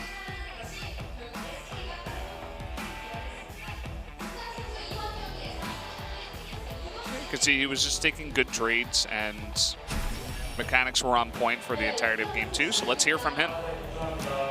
So this is the second MVP, Untara. But Wolf said he wants to be the MVP for the game 2, but what do you feel? I think I just play like not bad, not good. So what do you think you became the MVP? I survived in the bottom lane and made a good snowball, so yeah, that's how I became the MVP. Well, and Wolf said as long as you make a super play, you're getting the MVP. In the set 2, Ashe's arrow was heading to Rek'Sai, but it actually had Rumble. was that planned. So we're just planning to go back to the top lane after getting Rek'Sai, but Rumble got hit and he didn't have flash, so we were lucky to get him. Well, the team shot call was just whether we hit Rek'Sai or Rumble. We'll just get any one of them, but we're lucky to get both of them. So, to Wolf, what kind of person is Untara? Yeah, he's very familiar with Blank. Those two are really close. And maybe I doubt if they're like some more deeper relationship, but whatever. I just think that Blank and I have just like similar codes, so we're just being close. But Wolf say he doesn't like your jokes. What about Wolf? Wolf is really talkative, he's really funny.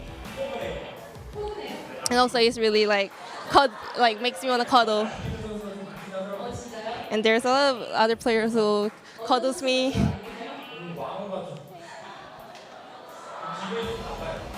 But when they cuddle me, I don't really feel good. I just want them to stop. So SK Telecom is on the first place. Any words for the season? So we don't have much matches left. We will do our best to show better results. And thank you for all the cheers from our fans. And hope they care from this hot weather.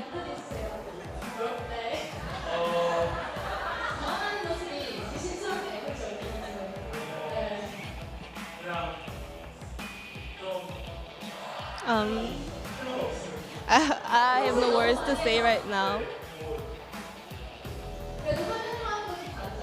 But any message for your Blank? I just love we having the late night snacks together. Well, the power of winning doesn't really come from the snacks, but we're trying really hard and keep on cheering for us. Thank you. And this was the end of the interview. So there you have it. Seems like SKT a bit closer than we could have imagined, Crumbs. Wolf, don't cuddle me. But see, that's what I'm talking about. The conversations between Blank and Untara, those late night snacks. Even though I thought it was soju, it's just snacks. That's where you really want to get the meat of their thought process. For sure. Bonding over that soju. So you do see that SKT is up in the top for now, but of course Samsung, if they can take a 2-0, will be in first place. Kind of the way things are here in LCK for now. Longzhu and Jin Air and even Afrika still threatening the top. It's like one group of 3, and then we got the next group of 3, and then we got the last group of 4, essentially, here in summer. The threat from Jin Air feels allowed at this point. That game was discouraging for me because while they did show those signs of, okay, intelligent decision-making, it did not last long at all. And if they can't keep that composure in just a matter of one game, we have a team that is known for inconsistency one step below them. The Afrika Freaks, who can at least hold it together for one game. Sure, it collapses after 2 and 3, but at least you got a segment of at least 50 minutes, whereas Jin Air is still dealing with the first 15. Yeah, I would have to agree. I think that Jin Air is at the bottom of the second group of 3, and maybe for next year, maybe for 2018, maybe Kespa Cup if we have that this year. But definitely would have to agree. I think Afrika and Longzhu are the 2 teams that can actually really challenge the top 3. And speaking of Longzhu, we will have them up next, up against Ever 8 in our second match of the night. I think that should be another quick one. And because this was a quick one, guys, we're going to go to about an hour and 10-minute break. I know you all enjoy that oh so much. And what are you going to do during the break, Crumbs? I'm going to, actually, I can't even, I'm going to go to the bathroom, wash my pits, and get a mango ice cream. Okay, well, points for honesty. I'm not sure what I'll do. Maybe I'll grab some food. Where are you going to get mango ice cream? Do they have that? I'll figure it out. Figure it out. Okay, maybe we can figure that out together. Guys, we're going to go to that hour and 10-minute break right now, so we'll see you then.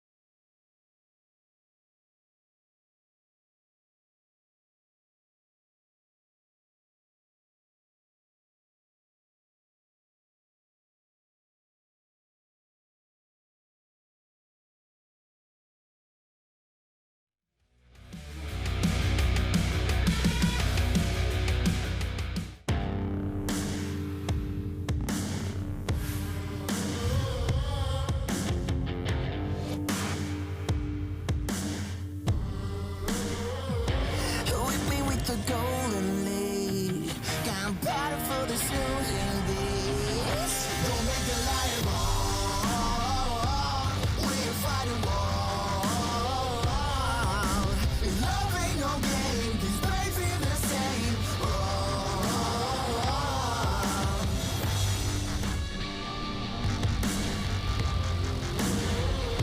Don't make the light wrong. We're fighting war. Love ain't no game, 'cause brave feel the same.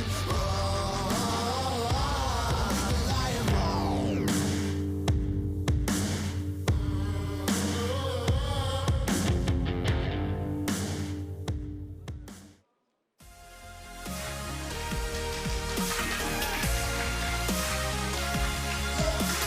It's the early evening here in Gangnam, and we're about to jump into our second match of the night. Longzhu Gaming up against Ever 8 winners. I am Valdez. Joined by me is Crumbs as always, and we had a pretty quick finish to the first series. SKT did take the 2-0 over Jin Air, and now it's really up to Ever 8 to show that they are better than just a team that can beat MVP.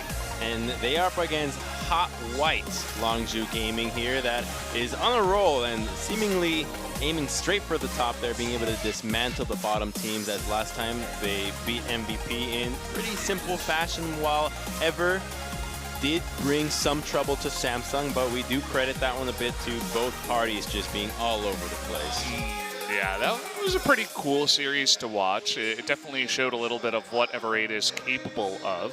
Bringing back Ella into the lineup, they don't have comeback inting all over the Rift anymore, so they got a little bit more of a solid support with the Tom Kench on Ella, just playing strictly that support role, and it looked a little bit better. Very excited to see what they can do here against Longzhu.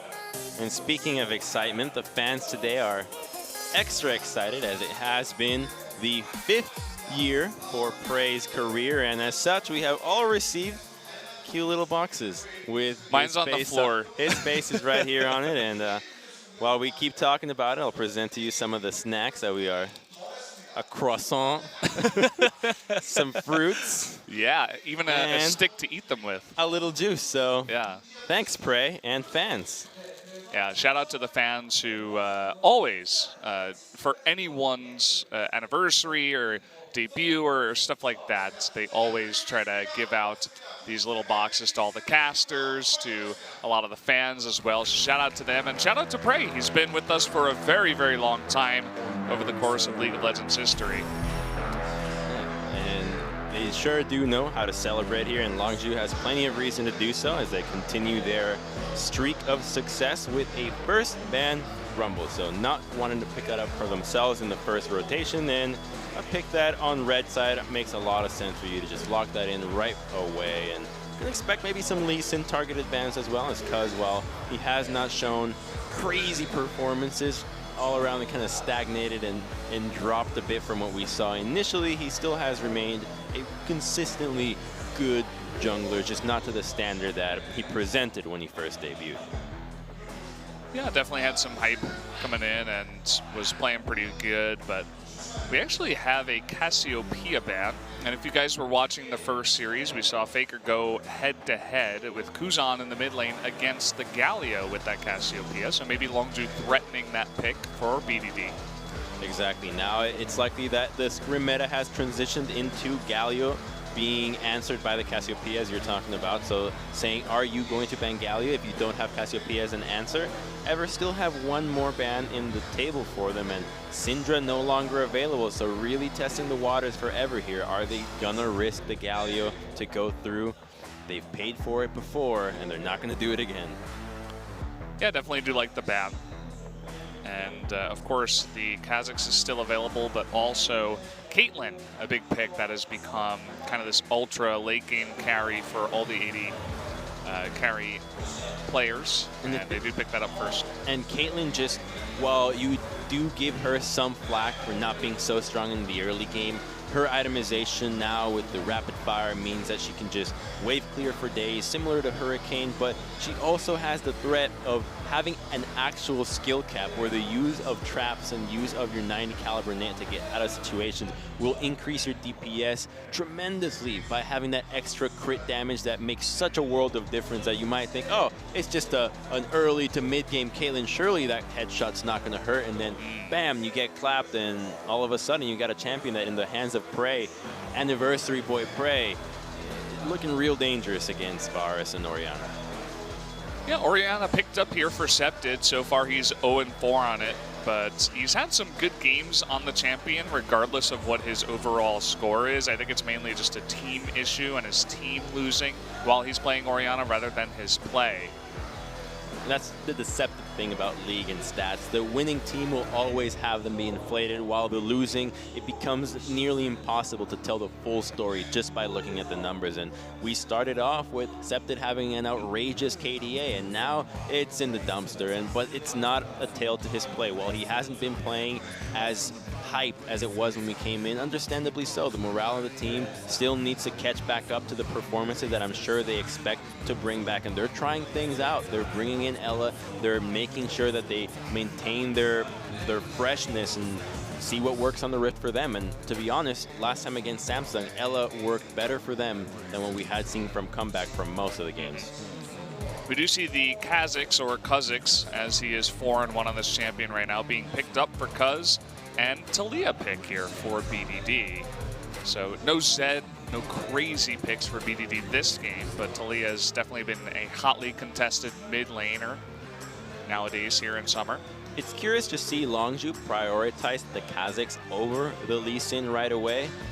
Lee Sin being a more powerful early game jungler. However, if they plan to transition to a point where you're offering the most assistance possible for maximizing Caitlyn's efficiency, having Kazakhs with your evolved spikes will be that pick for you, because you can keep everybody at bay, keep them in check, make sure that the range of Orianna never truly threatens, and it gives you that early game 1v1 skirmish to nullify whatever Malrang has, as Kazakhs is one of those crazy find the opposite jungler, consume him, evolve, and then take over. Yeah, I would have to agree. It is, you know, a little bit strange, but Kuz definitely favoring that Kazakhs pick.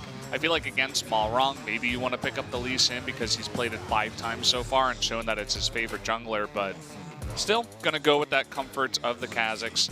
We're into the second banning phase now. Fiora and Thresh banned out here by Ever8, whereas Kled is the first ban for Longzhu. Thinking about their second one will be the Shen up in the top lane. And I imagine that Braum is going to be a hotly contested pick here, as the synergy with Prey's Caitlyn will be ridiculous, especially against Orianna. Remember that ball does not get past Unbreakable, so Orianna's game plan has to shift considerably when you're dealing with a Braum on the opposite team. And then if a champion like Lee Sin is to go into the mix, he can always get popped in right away, proc the stun in a matter of seconds with the attack speed that Caitlyn does bring to the table. So I expect Braum here as a support, maybe even the Tam Kench, but it just doesn't seem. Okay, there it is. Braum or TK. They're thinking about it. So far, they're hovering the TK.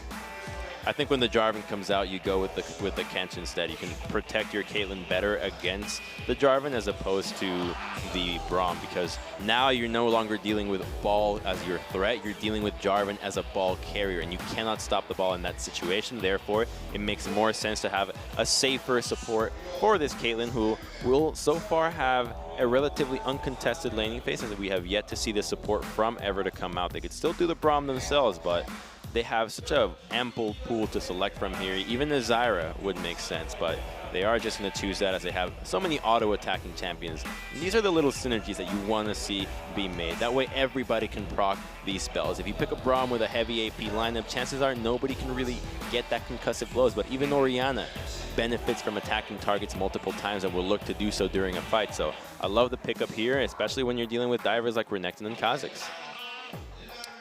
Yeah, I think you pretty much summed it up there, Crumbs. What do you think about the Renekton pick on the side for Khan? It's all about the early game here. They have an incredible amount of pushing power in top and middle, and if they can take advantage of that with Cuz, then their game plan becomes nullify the jungler, get your advantage in the bottom side, as you are so well protected between Kench and Caitlyn that the all-in from Varus and Braum cannot happen. So Longzhu looking to get ahead in the top side of the map, and if they can do that, while they don't have crazy tools to flank an Orianna and take her out, advantages early game and an early Herald will put her in a hole that she will struggle to get out of. Yeah, definitely puts a lot of pressure on Tamalrong here, one of these younger junglers. I'm not sure how many people out there have seen some of his interviews, but a very like laid back, kind of meek You mean guy. shy? Yeah, very shy. And Timid. yeah, that's one way to put it. And when there's a lot of pressure on a guy like that, I mean, it's yet to be seen whether or not he can truly perform up against some of these other bigger teams. So far, Ever8 has had a lot of trouble with exactly that, though they did put up a good fight against Samsung. So let's go over the compositions one more time. Renekton, Kha'Zix, Talia, Caitlyn, and Tom Kench. Longzhu. I imagine at least Ever, though, they are in the side, they're at the end of the tunnel. You know, so many people, when they're near death, credit the experiences. It was a revelation. They found new inspiration, and if they can do that now, they're at the bottom of the standing. So they should have a way of playing with no reservations now. Yeah. Lots of love on the side of the skins for Ever8. We'll see if the power of love can bring them a victory here in game number 1 against this very strong, white-hot like fire Longzhu lineup. Let's jump into game number 1 right now.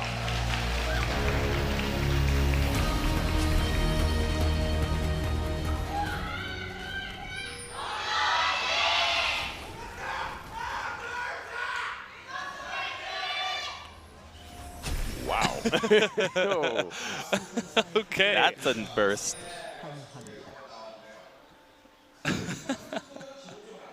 That guy is really into it. Generally, it's a nice little change from the female cheerleader. We got a pause to start as the refs My eyes. sprint. BDD's like, hold on, guys. I need to pause. I need to yawn. Seems like it's a problem with Khan's computer. It's a tactical pause. Yep, as I was suspicious, it seems like there's a problem with Khan's computer. Gotta say, your intuition on identifying the problem of computers has been spot on. Yeah, I mean, I'd the imagine top laner's always in the same spot. And when the refs run to that one spot, you can see them do exactly that. It's not too hard. Don't tell us a true magician never tells his tricks, Brendan. I revealed my trick. Sorry, guys. You just pay attention? Is that it?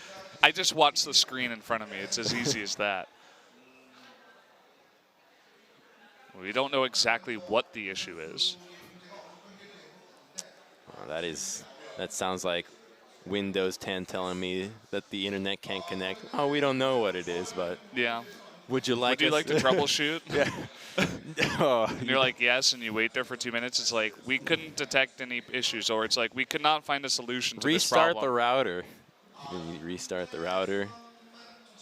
We've identified an issue with your router. It's like, I hate those that issues. has literally never worked for me.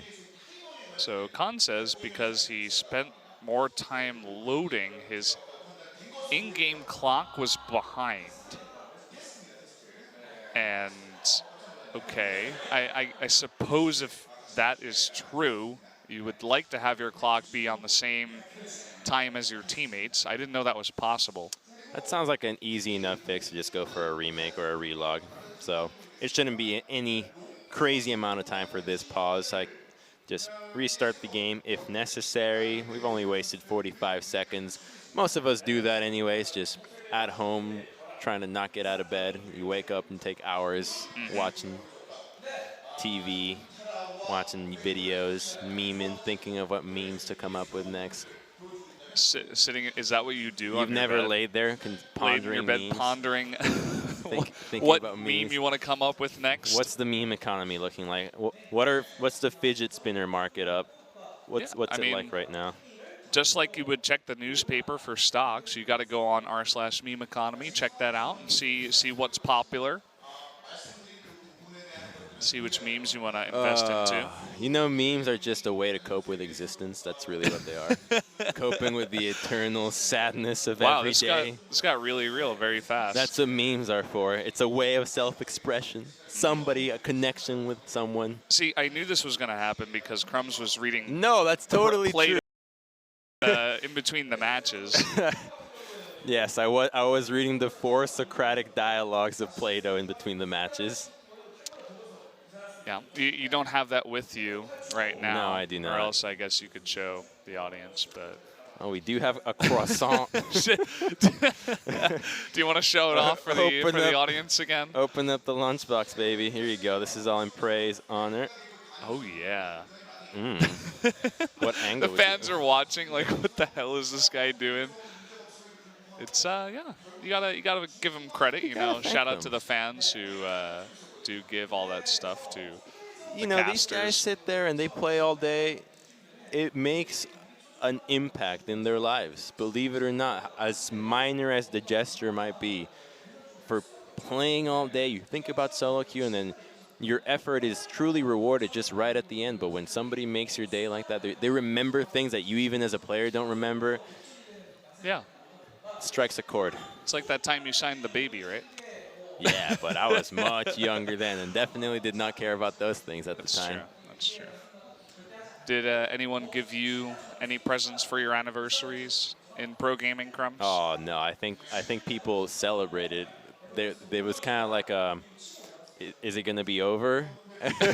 What? It's like Wait, another when are you one. gonna quit It's pro like gaming? another one. Yeah. Wow, that's pretty harsh. I don't think ever. I think gifts always came as a side, like a thing for the entire team. And they're like, oh, I guess you're part of it. Here, you have something as well. That's kind of sad. I don't need gifts that much. How did you let go of those feelings? Well, to be fair, I do think that maybe somebody did give me something I didn't remember. Okay. Yeah. Probably did. And guys, there's good news. The pause is over. We don't have to talk about philosophy anymore, although it was fun while it lasted. How fitting. Longzhu is, or rather Khan is running Renek Toy skin. What? There's Renek toy skin? Renek Toy. He's a toy, like a wind-up toy? Yeah. That is amazing. That's the Korean name, at least. I don't know. Oh, it's not real? I thought it was kind of like a Clockwork Gangplank and Clockwork Shake or toy. It might be Clockwork Renekton in English. I don't know. Oh, it doesn't look like I see what you mean. He's like a, I've seen this one before. It's a battle figure. Is that the name? Battle Figure Renekton? No, it's like a collectible. I see. Well, it's Renek Toy in Korean, so that's what it is. Oh, looks pretty cool. Just like the mirrored start from both these junglers, red into the Raptor camp with only a blue ward from Longzhu to scout out Malrang's route. So right now, BDD is going to just check the Raptor camp, or at least ward the exit to it, making sure that an invade or a level 2 gank is spotted, as we actually have seen teams take a liking to the level 2 ganks. Anytime that a pattern is set and nobody starts ganking level 2, the second one guy starts doing it, you have to respect it 24/7 as it enters the minds of every other team. Yeah, it's pretty annoying, but you can definitely work around that, doing exactly what you said, throwing down those wards. It's League of Legends. You got to stay frosty. The second you let go, it's the second that you're going to get caught off guard, and big advantages will be bled from you. Oh. Ugh, gross. All right, so he misses a couple of CS, and the pressure from Renekton is perhaps getting to him. Wow, that was a huge trade in favor of BDD, but he lost the cannon, so I don't want to say anything else good. He could have gotten the cannon right at the end, but not a huge deal, as so far. What? The junglers are not. I know. I'm usually crazy for cannons, but the junglers are in no position to gank for quite some time as they're both distracted on the opposite ends of the river. And the mid laners playing accordingly. They are well aware that the map has been split, so BDD hugs the left side and Septed on the right side. This beautiful dance of mirrored jungle. Looks like they've done exactly that, as Cuz takes the doubles, and so does Malrong, but on the opposite side. It's like dancing with a long-lost lover in another life. That's what they're doing. Did you see that movie, Your Name, the anime one? Yeah, I did. That was amazing. Yeah, it was I actually really good. cried. Did you? Yeah, it was beautiful. I was close. There was a couple of times I did it where on purpose. I just let go and enjoy it. You just like let this go? dive. Helper might just have to let go and enjoy it, although this is a really good setup what he's trying to do, but really nice patience out of Longzhu. The leap in, and Khan does not go down. First blood over to Cuz. Holy crap, that was so well played by Longzhu on that. Khan's balancing of turret aggro and his slice and dice was impeccable. Not even a summoner got burnt from that. A dive where they both walk away, one turret shot from dying. That's the power that mechanics allow you to have. And this is why so many teams, when you look at, are you willing to spend more money on players? What does mechanics really allow you to do? Will it make these plays happen? Mechanics are the way of the future. I just love the patience where, you know, they set it up so well. Helper it was like a game of chicken. He flashed first, they didn't attack yet. And then he flagged and dragged. Only until after that did they attack. So let's take another look. So they wait for him to blow his cooldowns first. He pulls the trigger a little bit too early, but right here, slice, dice, you're out. And then he leaps in for the final shot. No need to flash out of that one.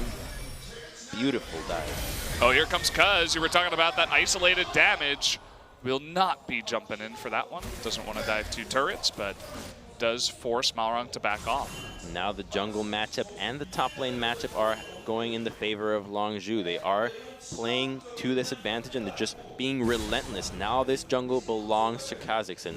Ever will need to bring more members into this party if they want to collapse. Particularly Braum is, I think, who's going to be able to make a difference. But if he remains pushed under turret and accounted for, then Longzhu will have an easier time continuing this aggression.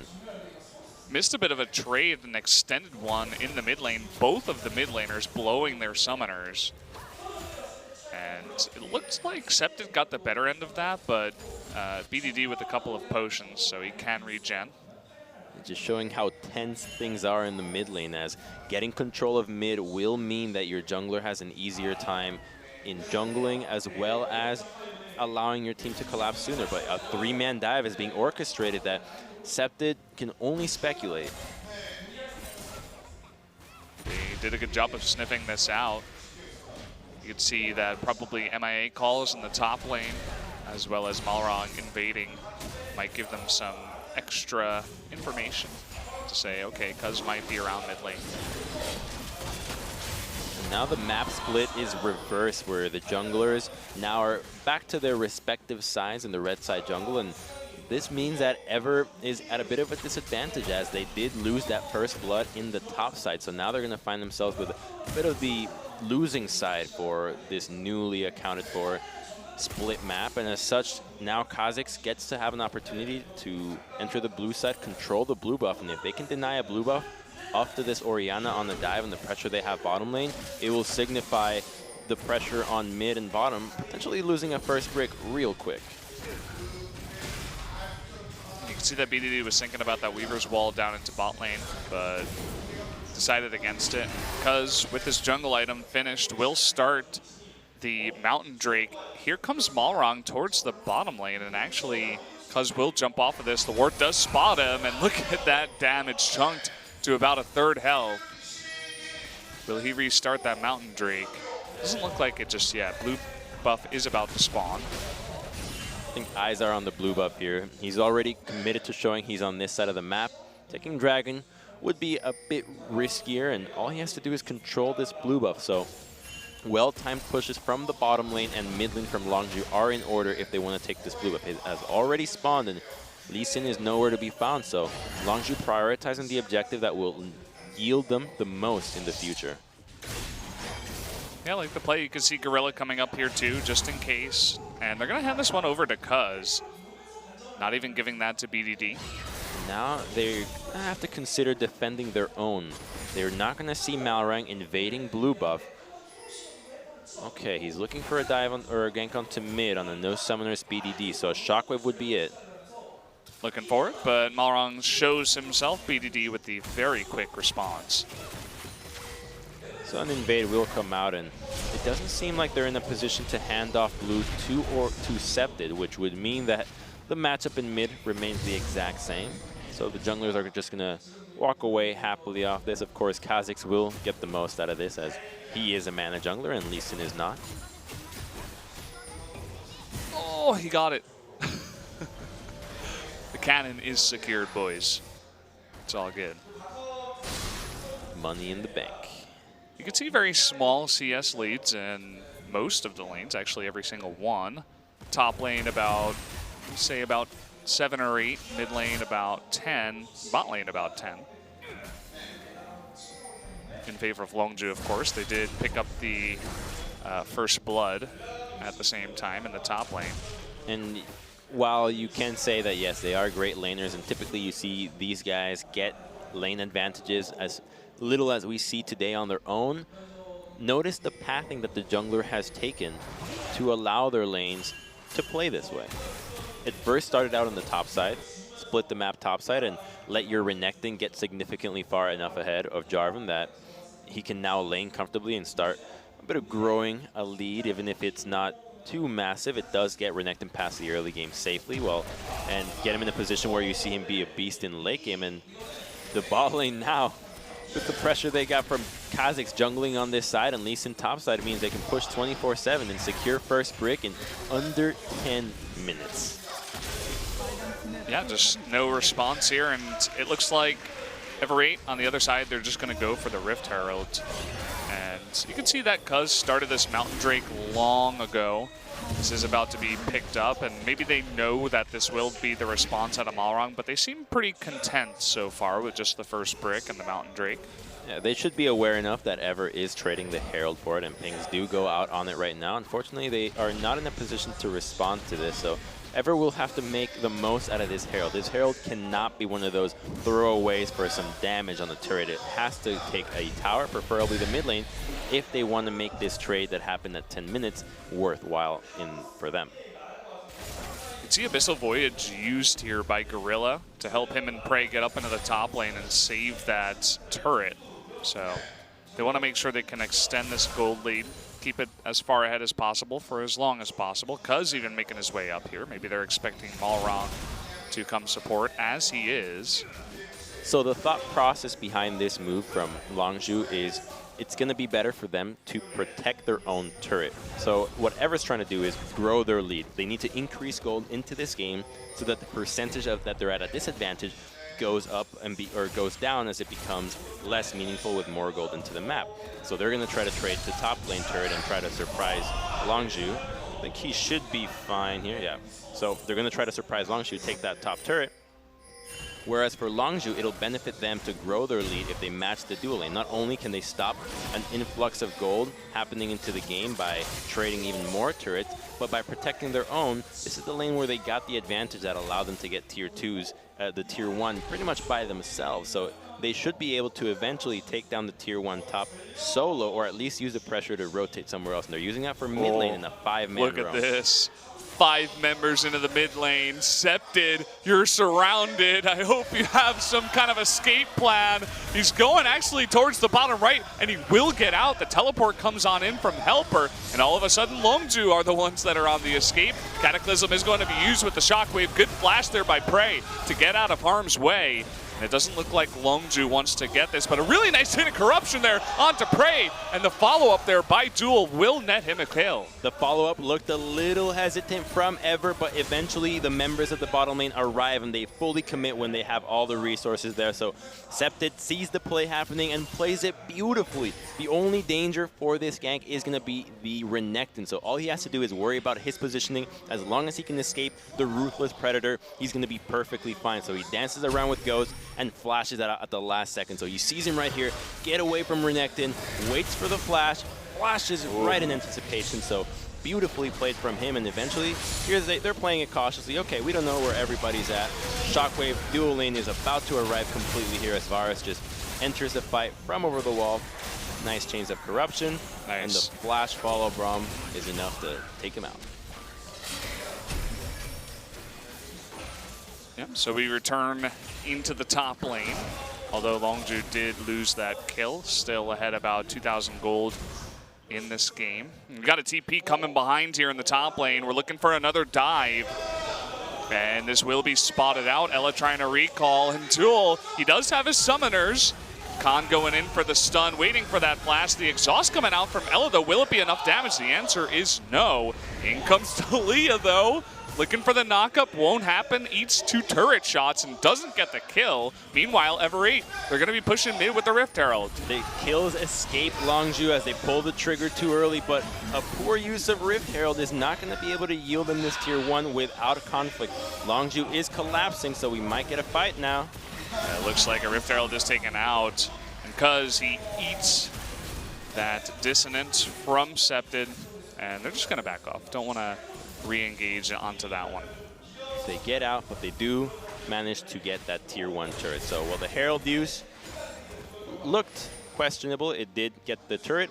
As, pardon me, Longzhu commits to the top side, but I was a bit too eager for that attempt as the bot lane from Ever was so low, and considering the recalls, they likely could have waited a little bit longer.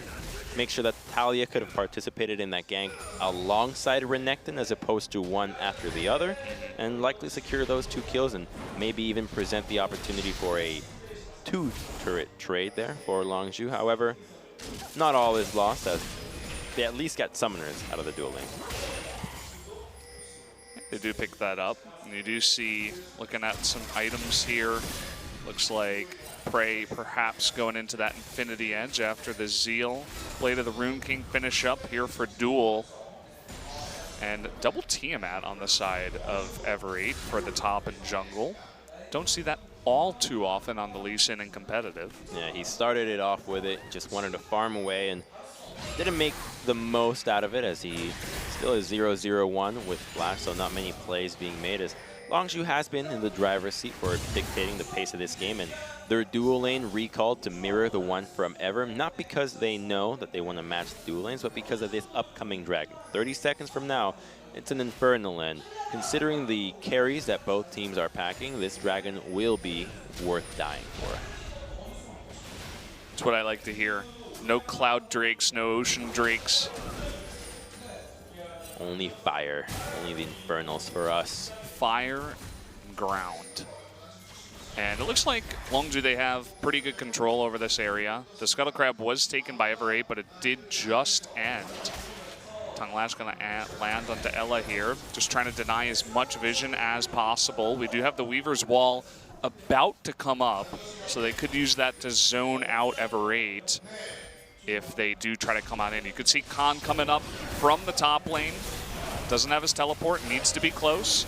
And Malaran getting close enough, he will steal it with the smite. Oh boy.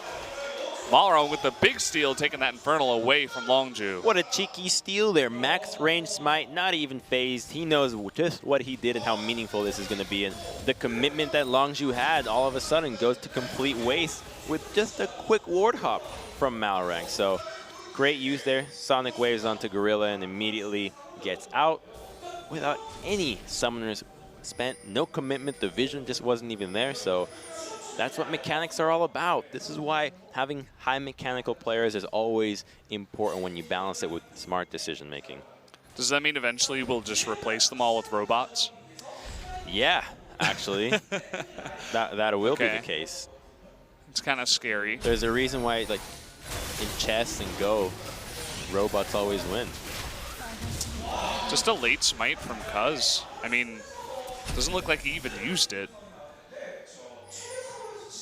Gorilla tried to walk forward to minimize the distance at which the resonating strike would follow through, but not quickly enough, and Tom Kench isn't the fastest member in doing any of that. Next Drake will be Cloud, so it seems like both of the teams kind of got one color. One gets Mountain, the other gets Infernal, and they'll kind of just go from there using those advantages. And as you said before, the Drake's just a small part of this game. Definitely still have to execute.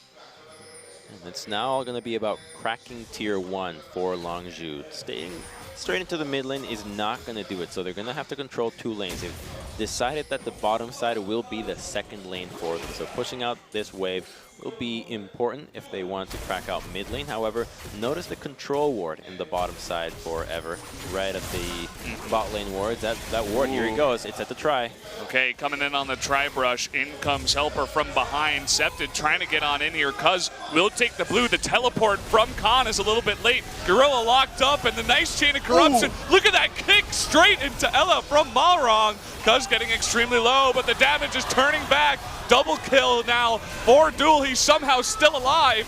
But now the big shockwave onto BDD. He's still very, very healthy, but so is Septed. The flash forward! Septed trying to take this fight into his hands. Now it's Septed against BDD. Who's going to win? Septed with that red buff does slow him, and BDD is out of mana, but he can't get close enough. And Khan just almost obliterates the fight. The initial came out from the teleport. We saw them go onto Gorilla. Both the Flag and Drag and the Glacial Fissure commits almost entirely to Gorilla. Nobody else is taking any damage.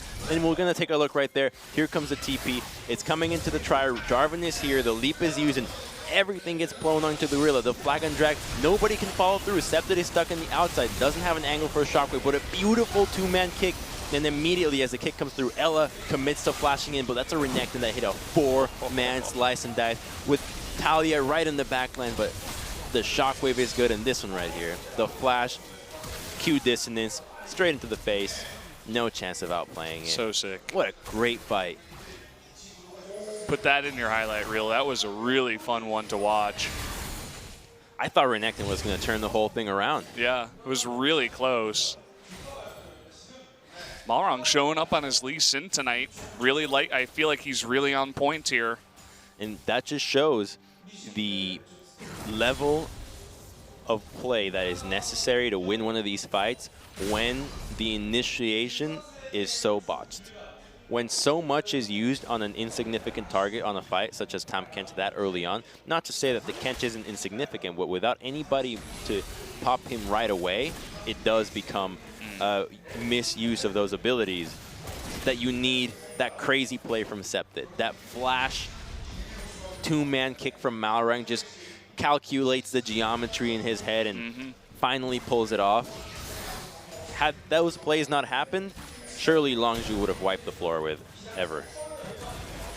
Yeah, looked like it. Khan, he was a little bit later on the teleport comparatively, but he made it just in time for everybody from Ever 8 to be grouped up, and Gorilla very confidently just waddles up to the tri-brush. Takes a couple of spells. He's tanky. He's got his Merc Treads now, so getting caught out by Braum and Varus would not take nearly as long, as is probably tanky enough to survive quite a bit of punishment from these two. Bunch of pings going down into the mid lane. This Gorilla, again, just swaddling up, not doing too much. Ella leading the charge here with the Unbreakable, cannot get the knock up. Both of the ultimates miss. What? Yeah, they really want to get Tahm Kench, but the carries aren't there.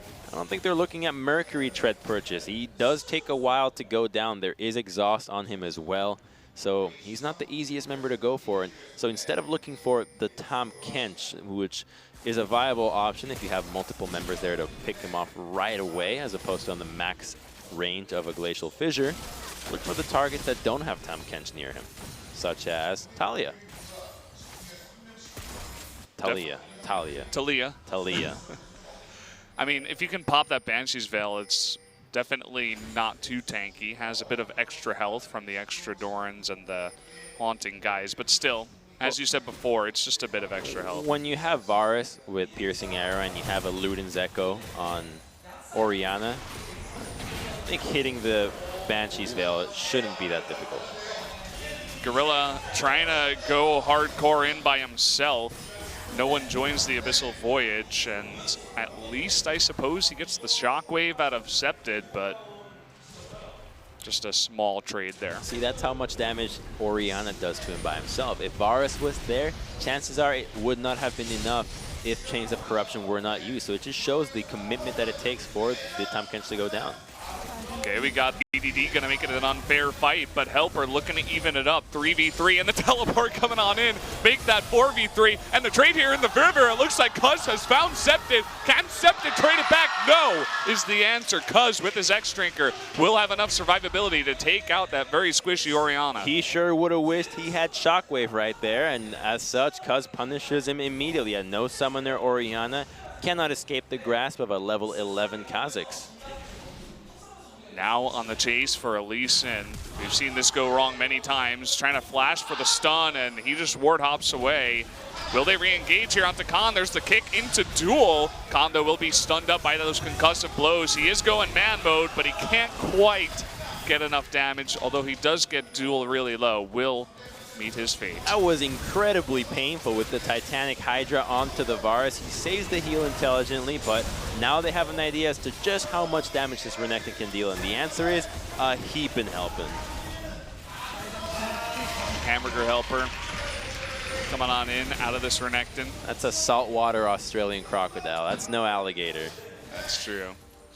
And, well, we're going to get a replay of this. You can see Septed, no Shockwave, low on mana. Does do a bit of damage, but Cuz with a really nice find in the river. To be fair, I think if he had Shockwave, he probably would have just gotten Cuz's flash and still would have died. But better than nothing, which was what he did.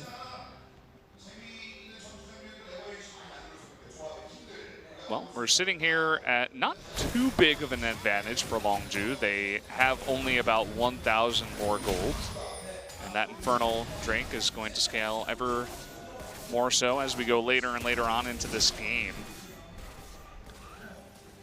The Jarvan getting nearly extremely tanky, has that Black Cleaver, nearing that Gargoyle Stone Plate, whereas the Renekton, as we usually see it happen, unless a Freak is playing it, it does tend to fall off.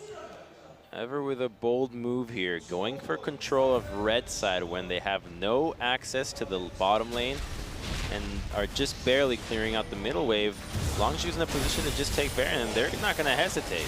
They're just going for this. There's no vision. Double control wards. Ella is slowly making his way in, and finally they see, but there is the Weaver's Wall.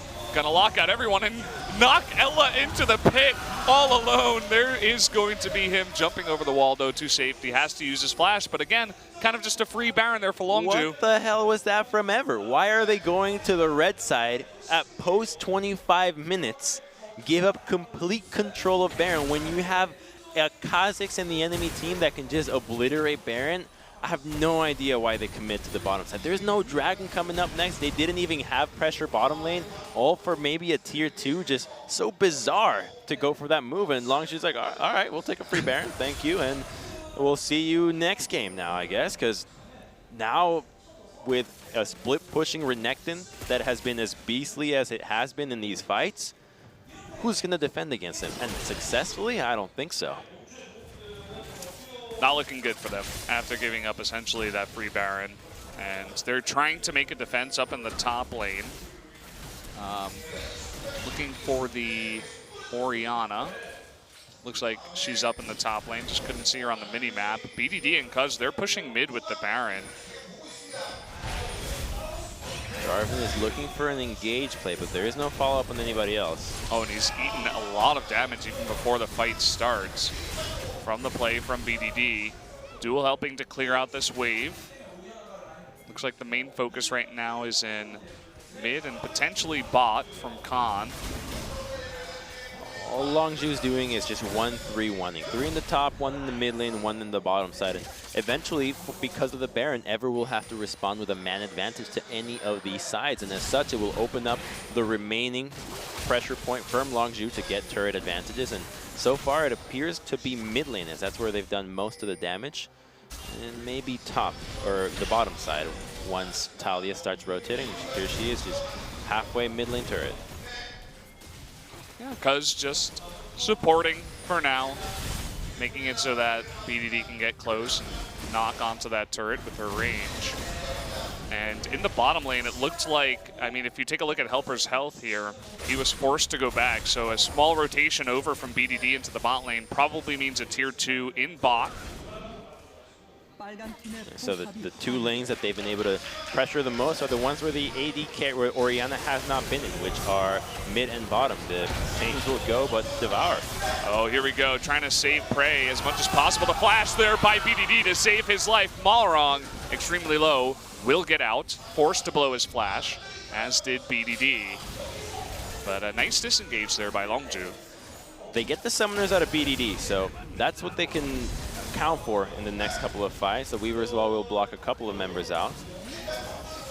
A little bit early, but still just kind of hurting them in. Shockwave onto summonerless BDD, but stepping on the trap is Septed, going on in his con and jumping in his cuz at the same time. Big Cataclysm, but just to save the rest of his team does help her.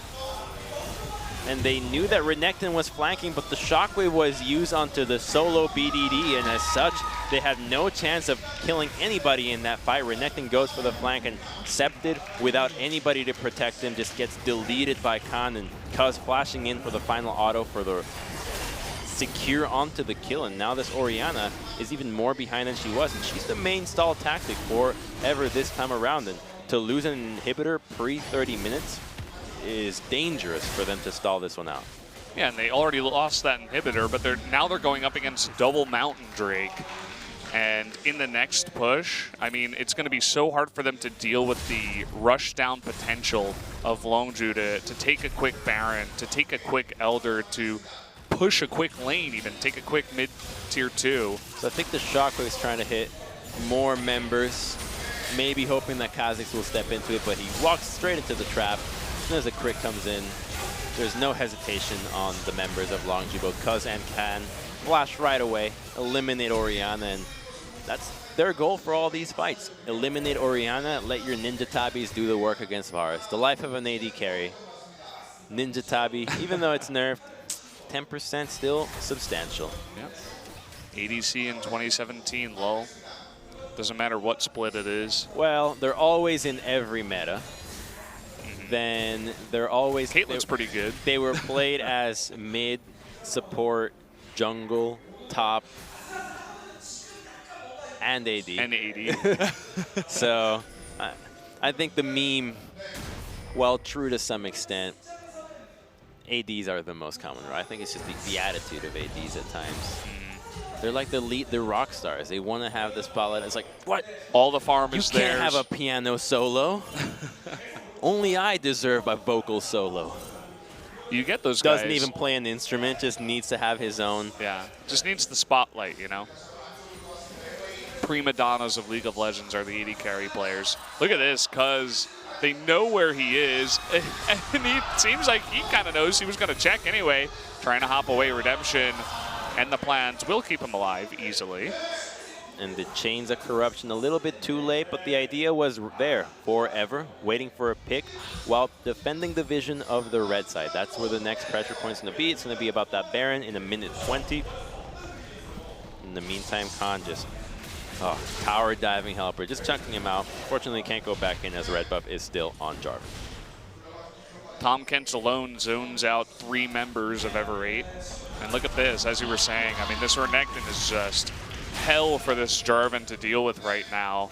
Yeah, this is what was going to happen. Once this Renekton got going, this Jarvan does not stand a chance. They don't have anybody that can defend against him, so they need to keep sending multiple members to deal with this guy. They're sending 4 on the entire wave, but they're giving up the tier 2 top side. They're going to give up all the vision of the red side jungle, which with the double mountain that Longzhu has, it's going to be a quick Baron for them to take in the next 30 seconds. So they push, retreat with 5 seconds till the Baron spawns, and voila. Okay, they're trying to go 2v1 here onto Khan, and they might be able to get this with the Cataclysm. It looks like they will. So a small victory here for Ever 8. Good response from them. Killing the Renekton means that now they have some breathing room to push the lanes back and start dewarding this jungle. However, they are still under the danger of face checking a nearly blacked out jungle, so they have to always respect that threat, and they do so by utilizing the blue trinket smartly. So Septed pops one in the Raptor camp. Oh, big knock up onto both Malarong and Ella. Unbreakable will save them. And you can see some wards finally making their way into the jungle. Another big knock up onto Helper. Really just trying to chunk out these members of Ever8, not allow them to get too close. And I mean, we're already 33 minutes in. This Caitlyn Prey, he has his QSS on top of 3 items and lifesteal. So he's beginning to hurt. The only one he can't truly hurt is going to be that Jarvan. Once he pops that Gargoyle Stoneplay, he's going to be able to tank plenty of Caitlyn auto attacks, but everybody else is susceptible to just getting popped right away. Headshots and crits are too much to handle when it's a mix of such heavy physical and even a splash of magic. Abyssal Voyage and the big slow there from Cuz, 80%. Now they're trying to go for the surround. Cuz from the bottom side, trying to go for that slow once again. And the knock up onto Helper. It just looks like they're trying to zone Ever8 away from this Baron as much as possible. Immediate pings do go towards that Baron, and Longzhu is headed that way. Any pick or any chunk they get is going to make a difference, especially if it goes onto Malrang. If they force him to base, he's going to have not enough time to get back into the map. Now they're looking for another one. Okay, trying to chunk them out once again. Septed getting lower and lower on mana. There's the Chain of Corruption onto Tom Kents. They make it work. The Cataclysm onto Prey on the left side. But at the same time, on the back foot, Malrang, he goes down to Cuz and Khan, the 2-man assassin crew. And oh boy, eating way too much damage is Ella in the front. Khan and Cuz looking for more assassinations. Duel by himself cannot take off Prey and BDD. And there's going to be the double kill and the ace for Longzhu. And the Khan and Cuz show continues, taking out Malrang from the start and then collapsing onto the backline and the remaining members of Ever8 who had taken down Gorilla. Their commitment to taking down Tam Kench is uncanny. I've never seen somebody just go for Tam Kench so damn much. The Devourer has a cooldown, guys. Yeah, it's maybe they have to mix up their strategy going into game 2, but that's going to be a pretty one-sided victory here for Longzhu in game number 1. Just great team fighting overall. I love the decision to flash onto Orianna the second she's isolated. Kha'Zix jumps in right away, and even though they can't eliminate her, they force her nearly out of the fight as she has to flash over the wall and is in that position that is not going to be able to do much more, as the Weaver's Wall did come through right at the end. And all smiles and just a casual victory for Longzhu. Yeah, it was close at some points in that game, especially in the big game. I think Longzhu was only about 1,000 gold ahead, but pulling it together was the combination, especially of Khan and Cuz in that game. BDD kind of just following up on that work. I'm just not sure what's going on with the teams these days, where post 20 minutes, you need to be in the Baron side. The only time where it's acceptable to not have control of that side is if you clearly know that the other team, the team that it is winning, is not taking that side. Then it's in your benefit, because you see it as, okay, they want to play it out and we're behind, so the longer the game goes, the better it is for us. But Longzhu, being ahead, have the onus to accelerate the game, control Baron side, and if nobody's going to contest it, that's a freebie, and they do just that. Yep, the downfall of Ever8, the whispers of the red buff, tempting them. Red buff. Malrang, come kill me. You know you love red buff, it gives health regeneration now. That sounds like some crazy schizophrenia there. Red buff talking to you to come kill it. Well, there's no Ivern in this game. We haven't seen that in a while, but it seems like Lee Sin, he was blind. He didn't really know where he was going. Thought he was fighting the Baron. It was actually red buff. They don't really feel the same, I wouldn't think, but teams can do Baron too quickly now, and they're on the mark. I think most Barons have been 25 to earlier, not so much of the crazy later stage Barons. And this is the first dive, and the synergy between these two was just apparent from the first blood, which is just this kill right there. Beautiful execution of the tower dive. And here is when they overstep. They try to go for the 5-man, but it's all about being the ones forcing the opponent to react. Because if you can force your opponent to react, you get to decide the conditions by which you fight. And deciding those conditions means that you're likely to not lose as much if you were to lose a battle. So the fact that they lose a fight into the mid lane, but because they started it and forced the team to respond, means that they are going to be A-okay. Here was this really impressive fight where they burn everything on Gorilla, and they do eventually take him out, but then big boy Renekton makes his way in. And just shredding through everybody, and Talia in the back line, but Oriana with a great shockwave to keep her neck in that bay, finish him off, and then the flash Q here. I wanted him to just go toe-to-toe to the death with BDD and say, who's the real BDD now? But that did not happen.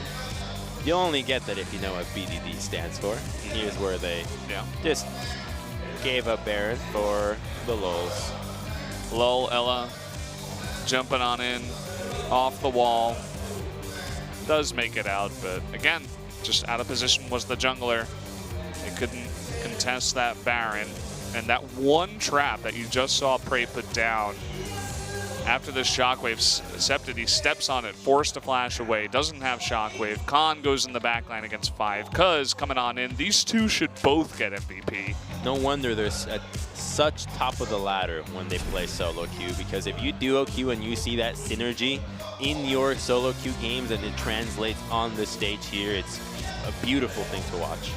Yeah, so Longzhu, they get another win under their belt. Look at the teamwork there in the damage. Even Kazakh's almost up there.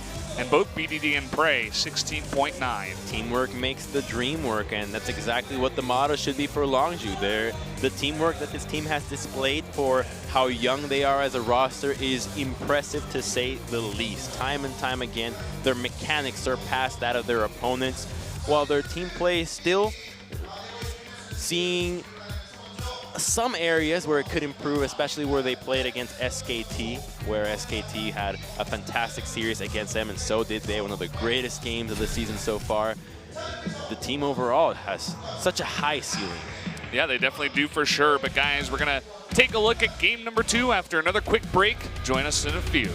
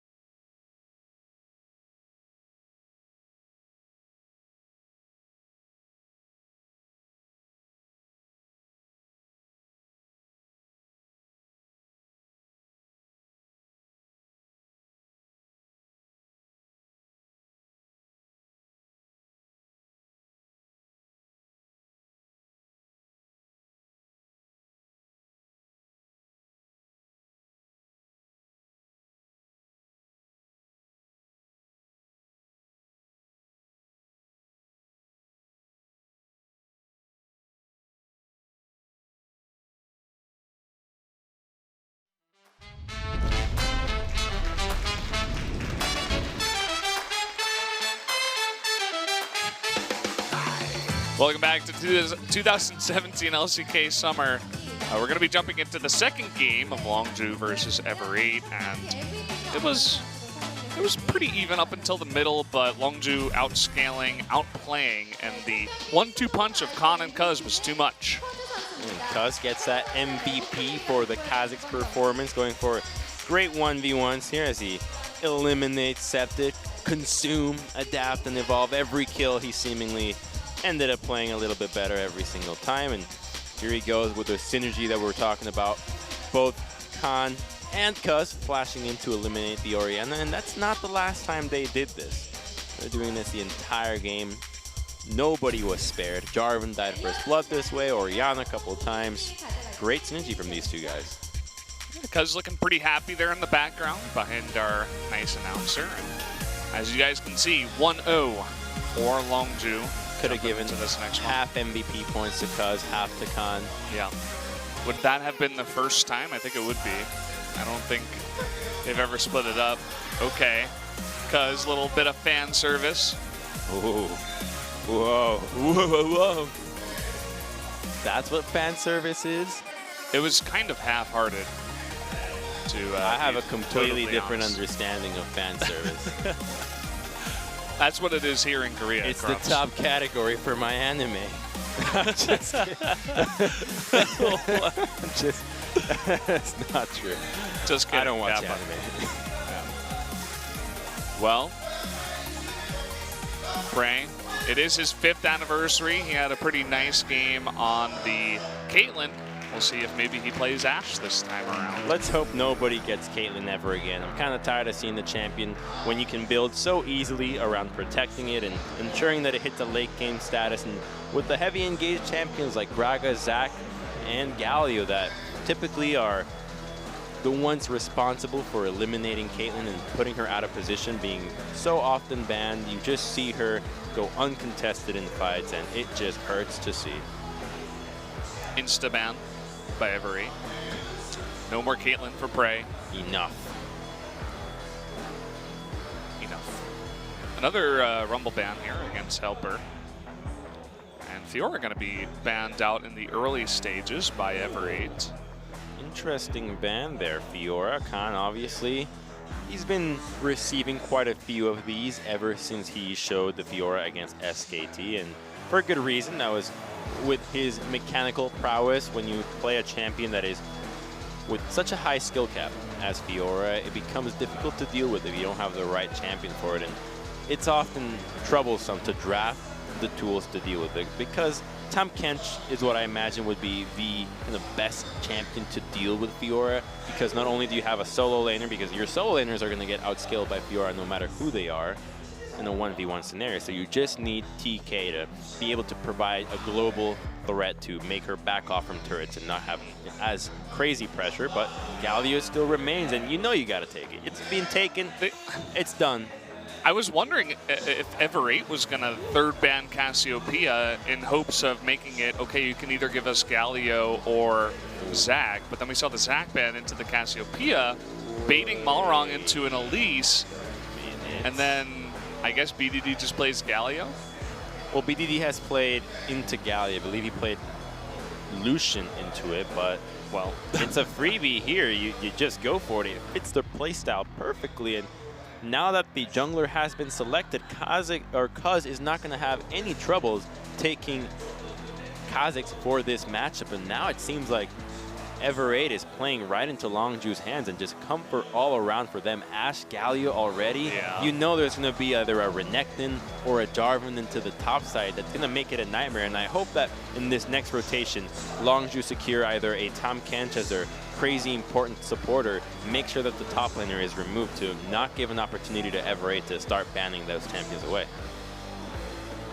A lot of pressure here on Malrong with the first pick, Elise, giving over those 2 comfort picks, those 2 very strong picks for Longzhu. I mean, you better have the best Elise performance that I've ever seen here in LCK, because they need that. And, well, you were talking about the Tahm Kench.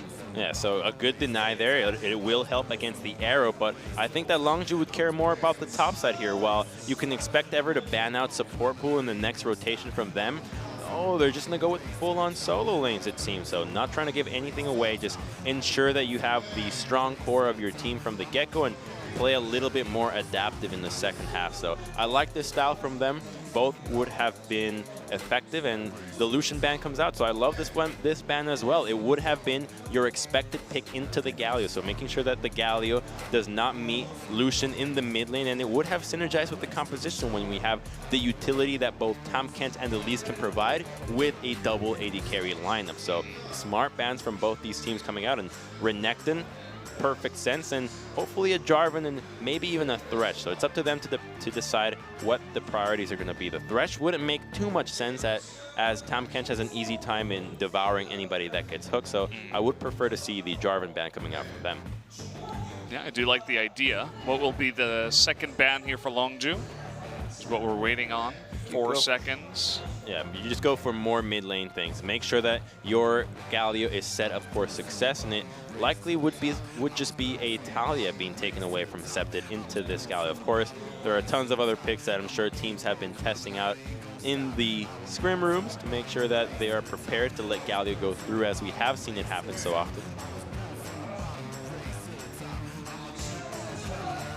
Waiting on this one. It will be the Kled instead of the Jarvan, but still more focus up in the top lane with that pick. And Bard covered here for now. Interesting on the Kled ban, so they have to be aware that Longzhu is obviously eyeing out that Jarvan pick for themselves. It's been taken so often in the second rotation, but they are just going to save it. I think the 2 bans throw you off enough to wonder what the hell is Everett thinking here. Let's make sure that we see their hand before we commit to the top side already. So just playing it safe, and I love this back and forth that you can have in mind games in the draft. It's always so interesting to see. Yeah, I love the addition of the 4 extra bans, not just 6, 10 in total. And you were talking about Jarvan for Longzhu, but it looks like Everett wants to pick that up instead. It's just going to likely have to be Talia into the mid lane. Oh, Victor actually, so just going with more scaling for them. Bold move. Can respect it to an extent, but Longzhu still have tools in the top set. What are they thinking for top lane here? Rumble, all the physical guys are out. Shen is available, but it really would not fit Khan's style to go with such a low damage champion in the top side. And Gragas, well, okay, I would have preferred a carry if they locked it in earlier, but this works as well. Pushing power into the top side, and it's not the greatest matchup into Jarvan early on, but I'm sure they take comfort in their individual mechanical skill to get out of lanes that otherwise would be difficult or near impossible for other players. Yeah, just thinking about the feel of Gragas. I like it against the Tahm Kench. If he can land a cask and just isolate one person away from the Tahm Kench and not allow him to get eaten up, that's a pretty good idea. Also, lots of squishy targets. You got 3 of them on the side of Everett, unless, you know, Elise goes super tanky. So if you've got 3 good targets that you like to engage on, adding that extra engage there with the Gragas is nice. And the cool thing is that while Galleon itself is almost enough magic damage to be a standalone AP, when you add Gragas, now you have a lot of magic damage that isn't up front like a burst champion like Victor, but most importantly, it synergizes so well with Cuz. Game 1, we saw these 2 guys just have incredible synergy, killing people left and right in ways that nobody can really pull off to that beauty extent or beautiful extent. But now when you have Gragas and Kha'Zix, Gragas splits up the team, separates targets individually, and who benefits from individual targets more than Kha'Zix, who literally has a range indicator and indicator telling you who's isolated and who's about to go down. Yeah, so I really like that whole draft, the way it went down. I feel like both these teams have a decent team. I'm very curious to see exactly how Khan and Cuz are going to work this out on the red side, if they can get anything going early on. If they can do so, they will survive to level 6 and have BDD as their aerial support. Coming in from the skies is the Galio. Big boy Galio there. Superman Galio. No skin for him tonight. Just going plain old Galio. The rest of everybody else going with the fancy skins. Is that his birthday suit? Galio? Yeah. I don't really know. could be. I don't know. I don't know the anatomy of gargoyles. Either way, guys, we're going to jump into game number 2, Longzhu versus Emery.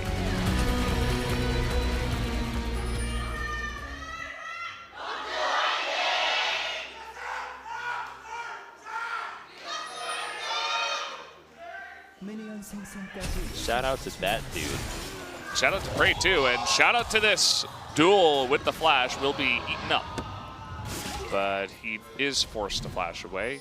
Gets the ignite from Gorilla, but definitely we've seen what could happen when you blow flash on your ADC early on. Luckily, he does have Tam Kent on his side, who started Devour, so the danger in the bottom lane is going to be minimized. However, with a flash play on an overextended target, that's not going to make a big difference. So, already a good lead here for Longzhu. About a minute in. And Ever will be starting on the blue side for their jungler, which means that Elise does get to assist the dual lane when she finishes her route. And we still have yet to see what Cuz's route is going to be. He could obviously opt to just take a couple of camps and then recall in the red side, which I'm inclined to think that's what he's going to do, considering the early ward on the blue side from Longzhu there, making sure that maybe Elise doesn't go for a cheeky steal. Kha'Zix's typically a jungler that has a bit of difficulty clearing out many camps early on and remaining healthy enough to jungle. And from the way he's pulling this camp, I'm led to believe that he will be going for Krugs after Raptors and then going straight to a base. Yeah, looks like it. Gets Ecepted here, trying to trade as much as possible on the Galio, but quite tanky. Not sure if Victor really has the same kind of pushing potential against this Galio, or pressure potential, maybe you want to call it, as the Cassiopeia did. No, not early on. And Cuz will simply just go straight to the red buff. So the ward would have expired earlier, and it only would have accounted for a red buff start, blue steal off Elise, which would have been super bold by her. Instead, he will just continue to jungle on this side of the map. Still healthy, red buff regen, and maybe we'll see a fight over this Scuttle Crab, but Longzhu has advantage in the bottom side, so Elise would have to be very careful for a collapse. Already Helper doing a nice job up here against this Gragas, as you were talking about. Gets pushed in early. Just chilling. Looks like Cuz is going to get onto the Scuttle Crab first, whereas Malrang is still doing Raptors. Look looks at like the confidence with which he goes on that Scuttle Crab. You never see somebody leap in face first into a Raptor camp, but he knows that his team can help him out, that even if Elise is there, the collapse from them is going to be imminent, and he'll have full control of that situation. So playing to the knowledge that is on the map and doing so well means that he can finish a camp a little bit sooner. And 1 second on that Scuttle Crab, 1 second on another camp because you prep it well, buys you a little bit more time, and that time means that you might be able to make it to a gank faster than your counterpart, or the opportunity to get a gank without the chance of a counterplay.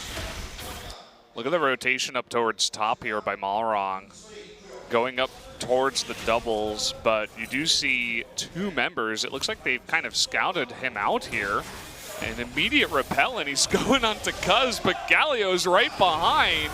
He's going to try to get that flash taunt. There it is. First blood going over to the Elise, but this is going to be 2 kills going over to Longzhu. Nice rotation here by Longzhu. Disaster forever. Malrang going a little bit too crazy for that Scuttle Crab, and that's exactly what I was talking about. Those seconds, that time that allows Cuz to get to the top side of the map a little bit sooner means that Elise cannot finish that Scuttle Crab without being disturbed. He uses the blast cone to jump right in, as we're going to see right away. Surprise, there's an Elise who just used her repel, so chances of her escaping are none. At least they trade first blood, but everybody from Longzhu reacts instantly, and they're able to take another kill out of that. Does go over to BDD. 1 kill to BDD, 1 to Khan. And double buffs to Khan, too. Definitely make that top lane a lot easier. Man, you gotta feed double buffs to my laner. Question mark pings going out. Especially for Gragas. Triple seal, or triple ring into Dark Seal with double buffs. While the buffs won't last too long, the early stages of the laning phase means that the regen is going to be out of this world when he can just spam abilities with no shame and make the most out of that passive. Junglers meeting in the jungle, almost. He's coming around the backside, looking for help here from BDD. Malrang does have his flash.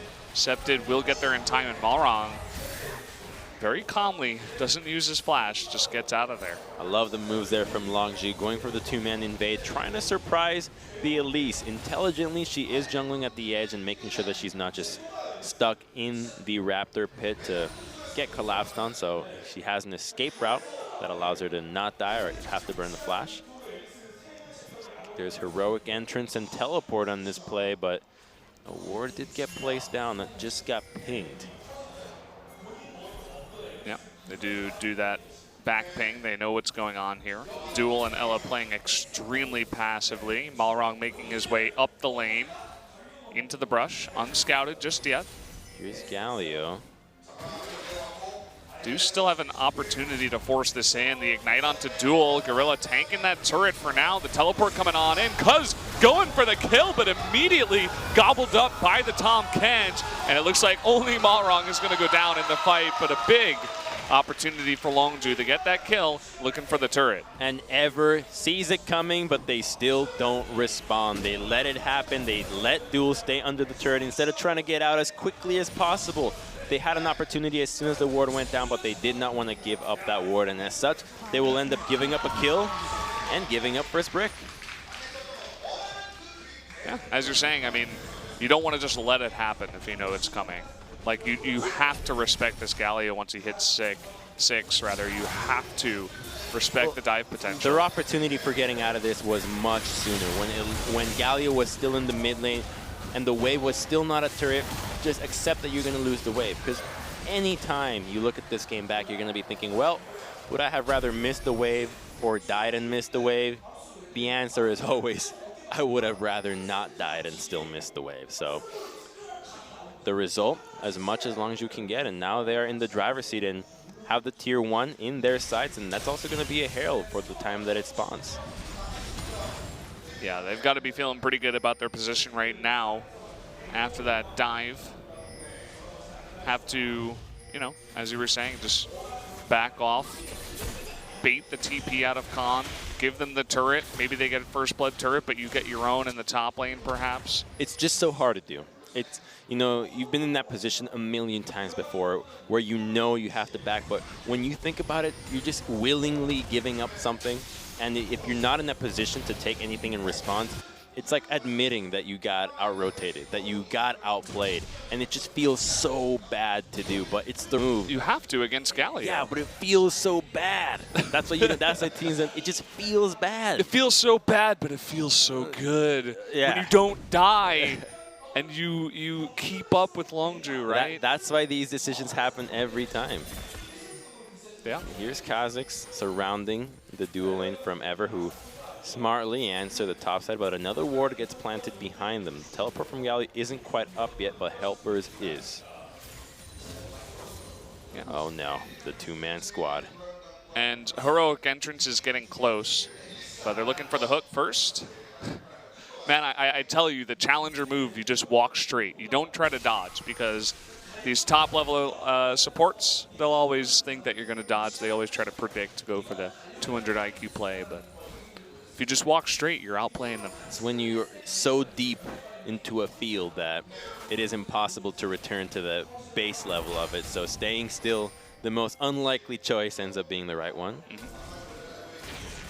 Malrang attempting to get some vision, but Cuz, level 6, jumping on in, going for the flash. It looks like his Q didn't get off from the flash of Malrang, who gets out of there. So trading flash for flash. Good flash there from Malrang, and great use of the ultimate from Cuz to close the gap onto the Elise while she was in spider form, clearing a ward.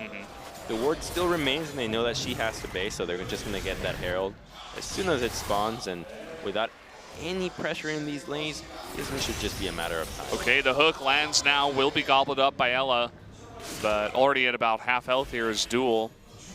Makes things a little bit scary, and definitely makes it so it's harder to contest that Rift Herald if they knew it was happening. They have no chance of doing so, and Malrang continues to jungle in the opposite side of the map, just trying to get some camps while Cuz following the duel lane 24/7. Even though he's a level down, the advantages remain in the bottom side from Longzhu, so he's just catering to that. He's playing a bit of a supportive Kha'Zix and trusting the base values later on, and now the reward is that Herald. Yeah, they get the Herald. Nice cocoon there from Malrang, but I think Ella is still going to go down here. Nice hook for the follow-up, and Gorilla, the bloodthirsty support, he strikes back. Just a toad out of water there. Not sure why he's going into the river that is controlled by a heavy amount of control wards from Longzhu earlier. Not right now, as they have actually cleared up the vision once he died and once everybody left from Longzhu's side. But before, the reason why Longzhu's doing Herald is because they have full control of these lanes. If anybody is to come in, they will likely die. And Ella decides to challenge that and ends up paying with his life. Yeah, it's perhaps just the feeling of desperation, like you want to be able to do something, but you know you can't, but you go for it anyway. Perhaps a similar negative feeling to what we were talking about before. Well, that just sounds like insanity. Just going in, Yeah. dying. You know you're gonna die. But if you can get that tongue lash steal, then, you know, you bring your team back. Licking's not everything. Yeah, that's true. There's a lot more to the game. Like using Devour, which is like your main ability as Tahm Kench. Nothing else. Your Devour, your Abyssal Voyage. Actually, pretty much every ability of Tahm Kench is quite important to use. A good use, a Tahm Kench that messes up his tough skin is a pretty embarrassing frog. Well, Ella, we said he was a better replacement for Comeback after the failed comeback of Comeback. It's still too early. I still want to give him a chance. Mechanically, he seemed a little bit better. Nice cocoon here onto Cuz, but again, heroic entrance makes Cuz invulnerable, so he can just run away from this. But the collapse onto BDD, who does flash, trying to come in here with the taunt, but look at this Helper all the way up in the front. Really nice taunt to make sure he cannot flag and drag. Meanwhile, Malrang all alone, and the rest of Ever 8 on the run. And they set up another kill. Nice flash here from Duel to get out of the cask. And a double stun there by Victor. The flash body slam by Khan. They're looking for more damage here. Not sure if they can actually catch up. Big slow for that Chaos Storm, zoning out everybody for now. Well, the Chaos Storm started on the opposite side of the fight, so Septed using it in the same moment where he flashed out of the body slam from Khan with flash. So a little bit of a panic ultimate. But however, as soon as Helper went down, they didn't stand much of a chance in this battle, but it was so well played from Longzhu. It looked like they were the ones getting collapsed on after the use of the cocoon and heroic entrance onto the Kha'Zix, and now they're in a position for this mid-tier 1, and it's going to go down. Yeah, they will get this mid-tier 1. Heroic Field does come down. Doesn't look like there's any more pressure that can come out here, so just going to go for that. And the Abyssal Voyage up in top, Cuz will escape. Okay, the Abyssal Voyage just to help out in the defense of the top tier 1. Dual lanes going at it. Now there's still the Galio teleport, and there are wards in the backside of Ever here. As long as you have a play open if they choose to take it within the next couple of minutes. It's those little things that you have to consider every time you make a play in the jungle. What vision was left over, and how can it be used in the upcoming moments? Here it is. Heroic entrance gets popped right away, but the teleport is immediate from Helper, and the collapse is as well, but the taunt from BDD is going to keep Malrang from doing anything. They blow so much CC, and right when he tries to get out, the taunt is there as well. So arrow, hook, play, taunt, you're not tanky to survive that, not at this stage. Yeah, not yet. And nice engage follow-up from Khan, the double stun on the body slam. And as you were saying, just the Chaos Storm. I think he pressed F and R at the same time. That's what that looks like. You know what a good way to troll somebody is actually? You're in a video game. You know how you get told, press Alt F4? Yeah. Well, you can also press Control W, and that will do the exact same thing. That only works for browsers, Crumbs. Yeah. That's for like when you're playing RuneScape on browsers. Oh, that's true. Yeah. Good tip. It's still fun. You guys can use that in the Twitch chat. That's definitely a favorite that I've seen every once in a while. Control W for this emote. For fancy WTF. That does make a fancy WTF. I love using fancy WTF in my chat. In the meantime, Longzhu did secure that Mountain Dragon, but Malrang is a little too quick. So many mobility items on Elise between her ultimate, tier 2 boots, and Hither Wrist. She's faster than most other junglers. Yeah, now Every just sitting back, trying to farm up. Baron isn't for about 4 minutes. They're looking for picks. Nice arrow there from Prey. That's going to be a kill on Decepted. And good follow-up by Cuz, coming in there, believing in his 80 carry. What? Making Look it work. at the timing on the cleanse. Like 10 seconds before it came back up with just incredible precision there. Ends up actually finding Scepted after he procced Siphon Power, so he's moving faster. Wow, that is such a precision. What a beast. They don't call him the Ashe player, the main Ashe player for nothing. This guy can hit arrows. The main guy. The main boss dude.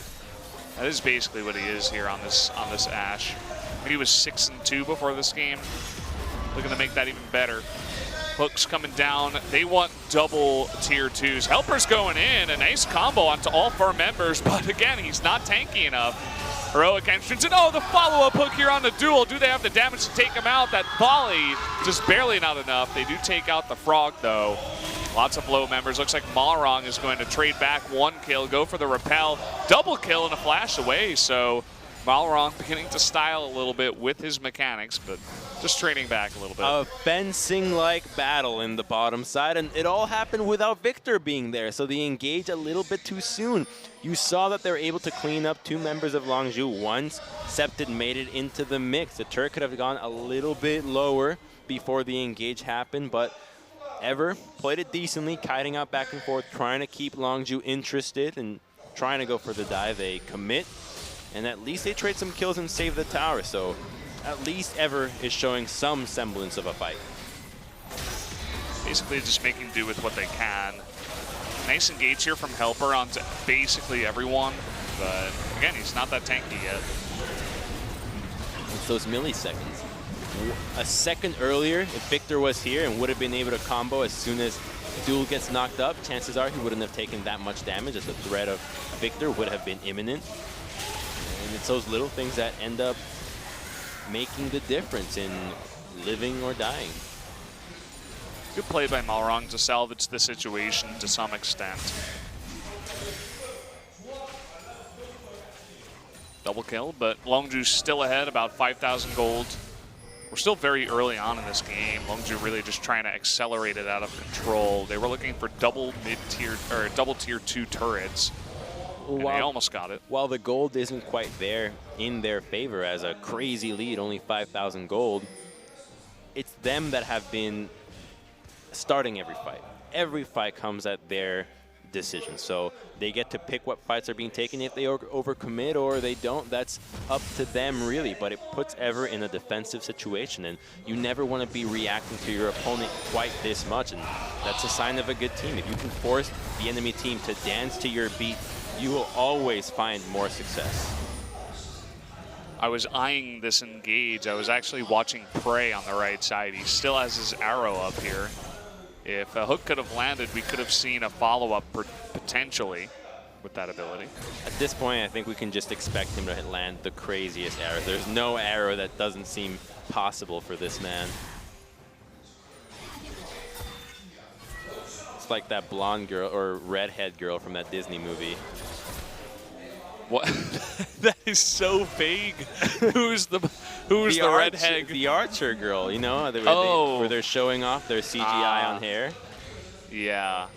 I don't think I ever saw that one. Oh, me neither. That's why I didn't know the name of it. But I think if you've seen it, you know what I'm talking about. The most vague reference ever made on an LCK broadcast. Not that vague. Oh, man, Malrang. He's going to get taunted over the wall. Thankfully, Ella is in position to gobble him up. That could be enough damage for them to decide to start a Baron. Here's oh, no way. No way. Nope. Malrang, he sees it coming. That was still close. Yeah, close call, but now they don't have arrow to turn, so they'll have to think of a creative way. Well, this is one way to do it. Poor Duel, man. He is going up against the world. Septed and everyone caught in the Cataclysm. Helper playing for Team Longzhu tonight. Gonna net them 3 kills, and that should be the easy Baron for Longzhu. And the fitting name to do just that. But yeah, the bait comes out right away. As soon as you chunk up the jungler, the biggest green light to start making a play around Baron. So ever don't hesitate to face check and immediately pay.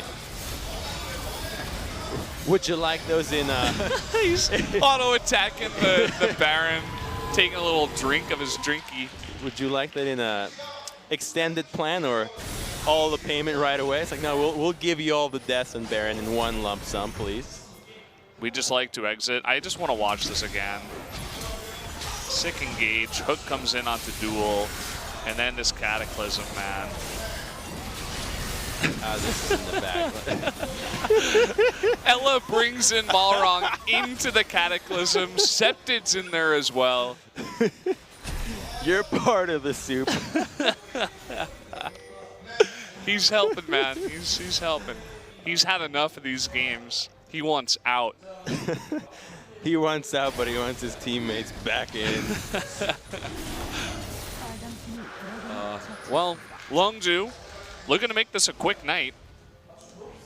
We're accelerating these games out of control. Already have one under their belts. They get double dragon. The Baron's up here. Looking for more turrets.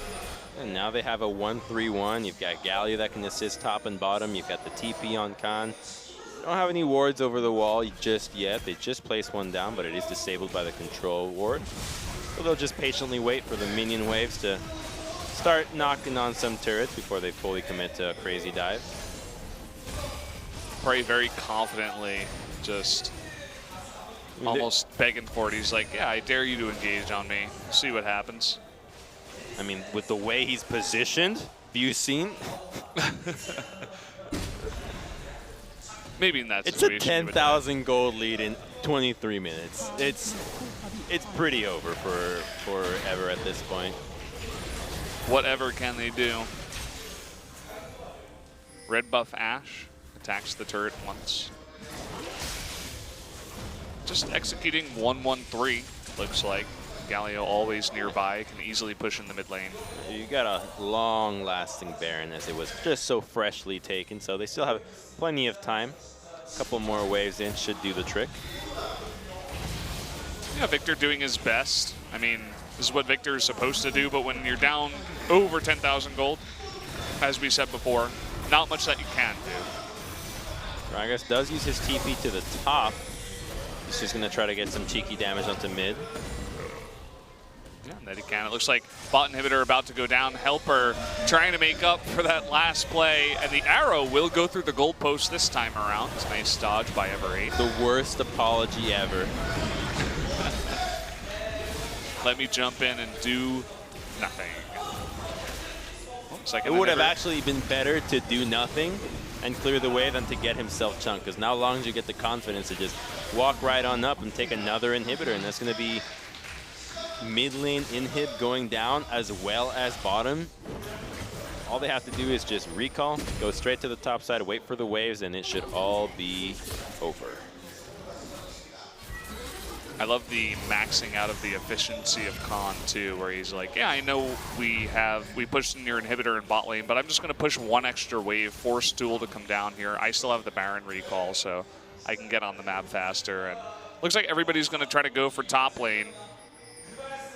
You don't want to give him any chance to mess with the waves and stall out the game a little bit longer. You want to make sure that your waves are going crazy as soon as possible, and that will constrict Ever deeper into their own base. And the closer they are in their base, the less likely they're going to be able to defend against the double inhibitor, as the minions will be too many to handle coming in from two sides. Cuz has got to be feeling pretty good about his Kazakh's play.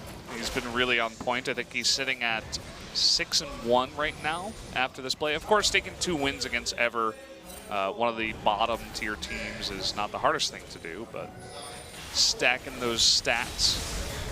Oh, he's going on to Prey here, who just flashes out and has Galio on the back foot, follows up with the hook. Helper, you're not helping anything this game, man. Big cask onto Duel. Looks like the Chain of Corruption actually keeps Cuz out of it. Septed trying desperately. Just give me one kill, please. I just want one. It's not gonna happen. No gifts for them. Just the gift of salvation by defeat. The gift of the early ride home. Oh, he gets hooked. Okay, that's going to be the near ace as Malrong decides it's better for me to just wait in the pond. That's going to be the easy early 2-0 victory from Longzhu. Yeah, just obliteration there. Mega killed. What a match to have on Prey's 5th anniversary. Just totally stomping this team. And we said it before, Longzhu, I was very excited to see them come out here once again. They are one of the 2 teams, them and Afrika, that can really challenge the top 3 teams of the ladder, and making it known that they're not going to act like Samsung and actually give Ever8 a chance. They crush these guys. And that's what's exciting about them, that now we have a top of the table that all of them are looking towards Worlds, but only 3 can go. But 4 of them are fighting for it. Samsung looks to be the weaker of the teams in it, as they have dropped more games and have looked less consistent against the bottom teams. However, they still almost always find a way to show up, and even in their match against KT, where they have a horrible record against KT of all time, they still went to 3 games, which is at least something. Yeah. That they do. They gave it their best shot. And Longzhu beat BDD in the last game. He was 2-0-11. So I know there's a lot of talk out there about this guy's KDA. He just added an extra 13 points to the top part of that KDA. Yeah, chicks dig KDA, so you gotta make sure you keep it nice and high. Yeah, and when you're the BDD, you know what that means. I'm not sure if you know need, what that means. I don't know if you need the KDA really to help out with that, but this is just replay after replay they stomped them. Yeah, of Ever8 trying their hardest not to get crushed. When it looked like they had the number, finally we get a TP play. No chance. Collapsing the teleport immediately. And then they turn it into even more advantages with all the summoners they get. It's an arrow. Look at that. From the trees are against Septa. The tree. It's like a little elf. Yeah, from the tree line. Man, Prey. Sick Ash game on his 5th anniversary. Shout out to him. And again, another good engage, but as you said, Victor, just a couple seconds late. He could have tried to make something happen, maybe burst down Prey, but not happening. You could have also given up the turret on the chance of a better fight. Just a matter of what you value at this stage in the game. Kills and shutdown gold would be more valuable than keeping that turret alive, considering that they are so far behind. So it's those tiny little things that when you're behind matter, and you need to remain composed, and Ever8 did not do that. Prey with the most damage. Nicely done. 3 kills away from a perfect game was Longzhu in that one. And we will be hearing from the MVPs very shortly here, guys. So stick with us if you want to get the interviews. Lull 900 damage from Tom Kench. He couldn't even break 1K, man. No. Not even 1K. Oh, that's not a magical frog. That's a toad you find. Like, what are you doing here, Toad? And then you remember you're in Florida. Golf him off your porch. Poor frog. Well, guys, we're going to be jumping into that interview right now. First with Cuz, who is the first MVP. So this is your translator, and here we have Cuz for the interview.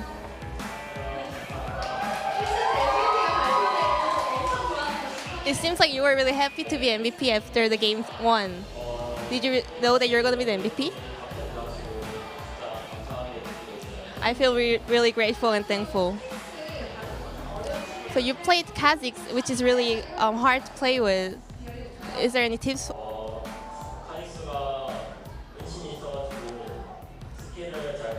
So you can dodge a lot of skill after being invisible, so I think it's a really good champion.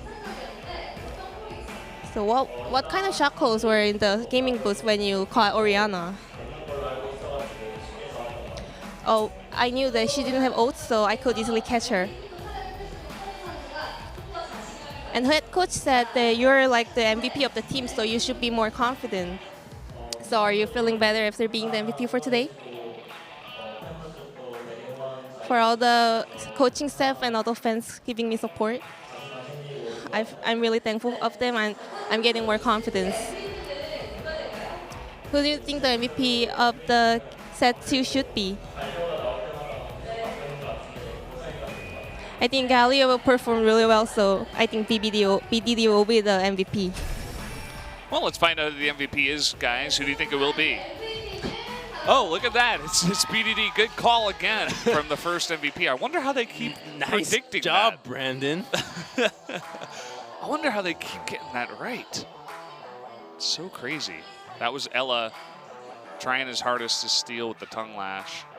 But, I mean, I said it at the beginning, you know. Elise would have to pop off. Didn't really. Let's hear from BDD too. So how do you feel about today's victory? Well, I think we made some mistake in the game 1, but we're happy that we won the whole game. Because you got the MVP right. What made you think that it will be him?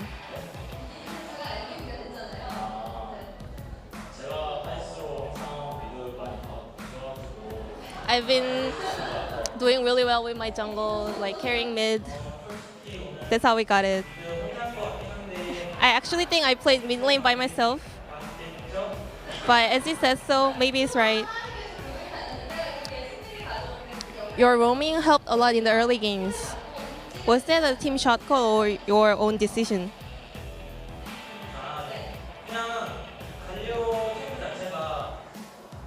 Well, Galio doesn't really get a lot of damage in the mid lane, so I can easily roam, so that helped me a lot.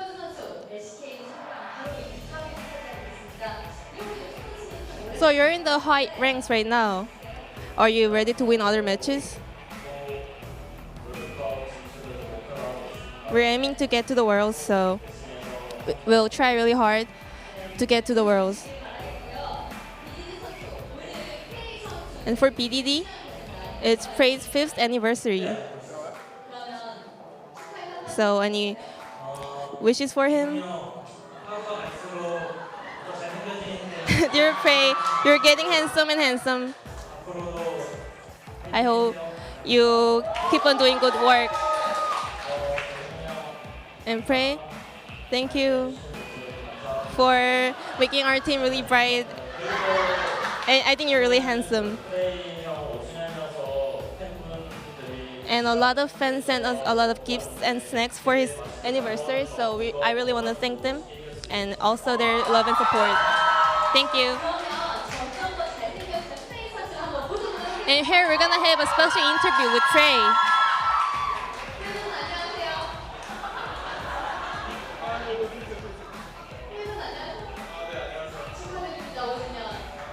Congratulations on your 5th anniversary. Isn't it more like meaningful to take the victory like day like this? I can't believe it's already the 5th year of my career. But I feel really happy. Well, you have been showing like consistent performance, but you have missed out some of the MVP points. What do you think about it? I think about me, like missing the MVP, it means the top laners or the mid laners are playing better, so it's a good news.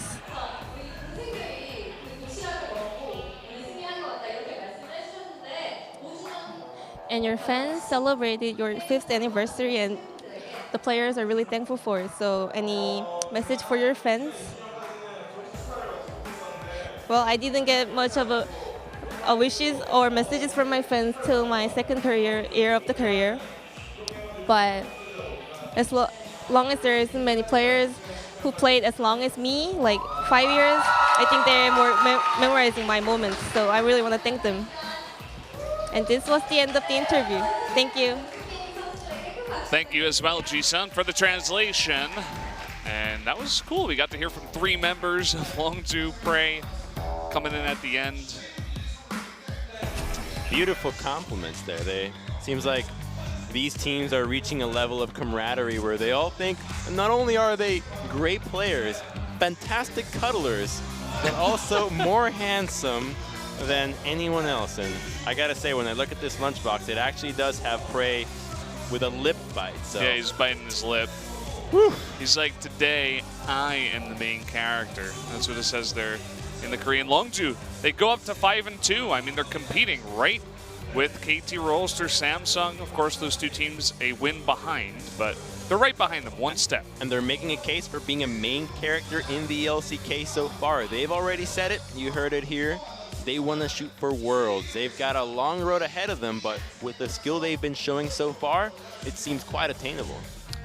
Yeah, I mean, it's out there for anyone, basically, that's up at the top. And Those 4. I think I wouldn't bank on anybody else out of those top 4. Maybe Afrika, if they can get their act together. It's still early on, and we're about only halfway through, well, about 2/3 of the way through the first half of this split. So, I mean, it's still possible. I wouldn't say it's likely, but again, I said it before. I think either Longzhu or Afrika, if they could just get their game 1 into all of their I don't games. even want to put Afrika in the same sentence as Longzhu. Yeah. Longzhu is on another level now. Afrika's disappointment has broken my heart so many times. I need to be loved and respected by a team like the one that Don't we get just too saw hyped today. up after they 2-0 Ever-8, okay? Like, let's see them against a bit of a better team because, I mean, they still have KT and Samsung coming up next. Those are going to be 2 huge matchups that Longzhu has in the future. I'm really looking forward to those ones. Should be in the next couple of weeks that they do play those. I think that's really going to tell us where they're at. Just like we had in spring towards the end of round 1 and beginning of round 2, the 2 telecom wars, so we really got to see where those 2 teams at. I think that's really going to be a big tell for Longzhu where they are at compared to those other top-tier teams. Well, just in play, you see it in the level that they're displaying, the strategies that they're employing, and while it does go against the bottom teams, they dismantle them in swift fashion and reminiscent of the top teams. When you're at the top, you should be able to beat the bad teams. Sure, give up a couple of kills here and there, but if you can do it quickly and effectively, then that means that you're a great team. In 26 minutes for that last victory, only 3 deaths. Average game time is 35. Yeah, they made it quick, and that was a pretty quick night for us guys. It's about 9:50, and we'll leave you with that. Definitely check in with the OJN guys tomorrow for more LCK, but until next Sunday, we won't see you. Thank you once again for watching. Good night.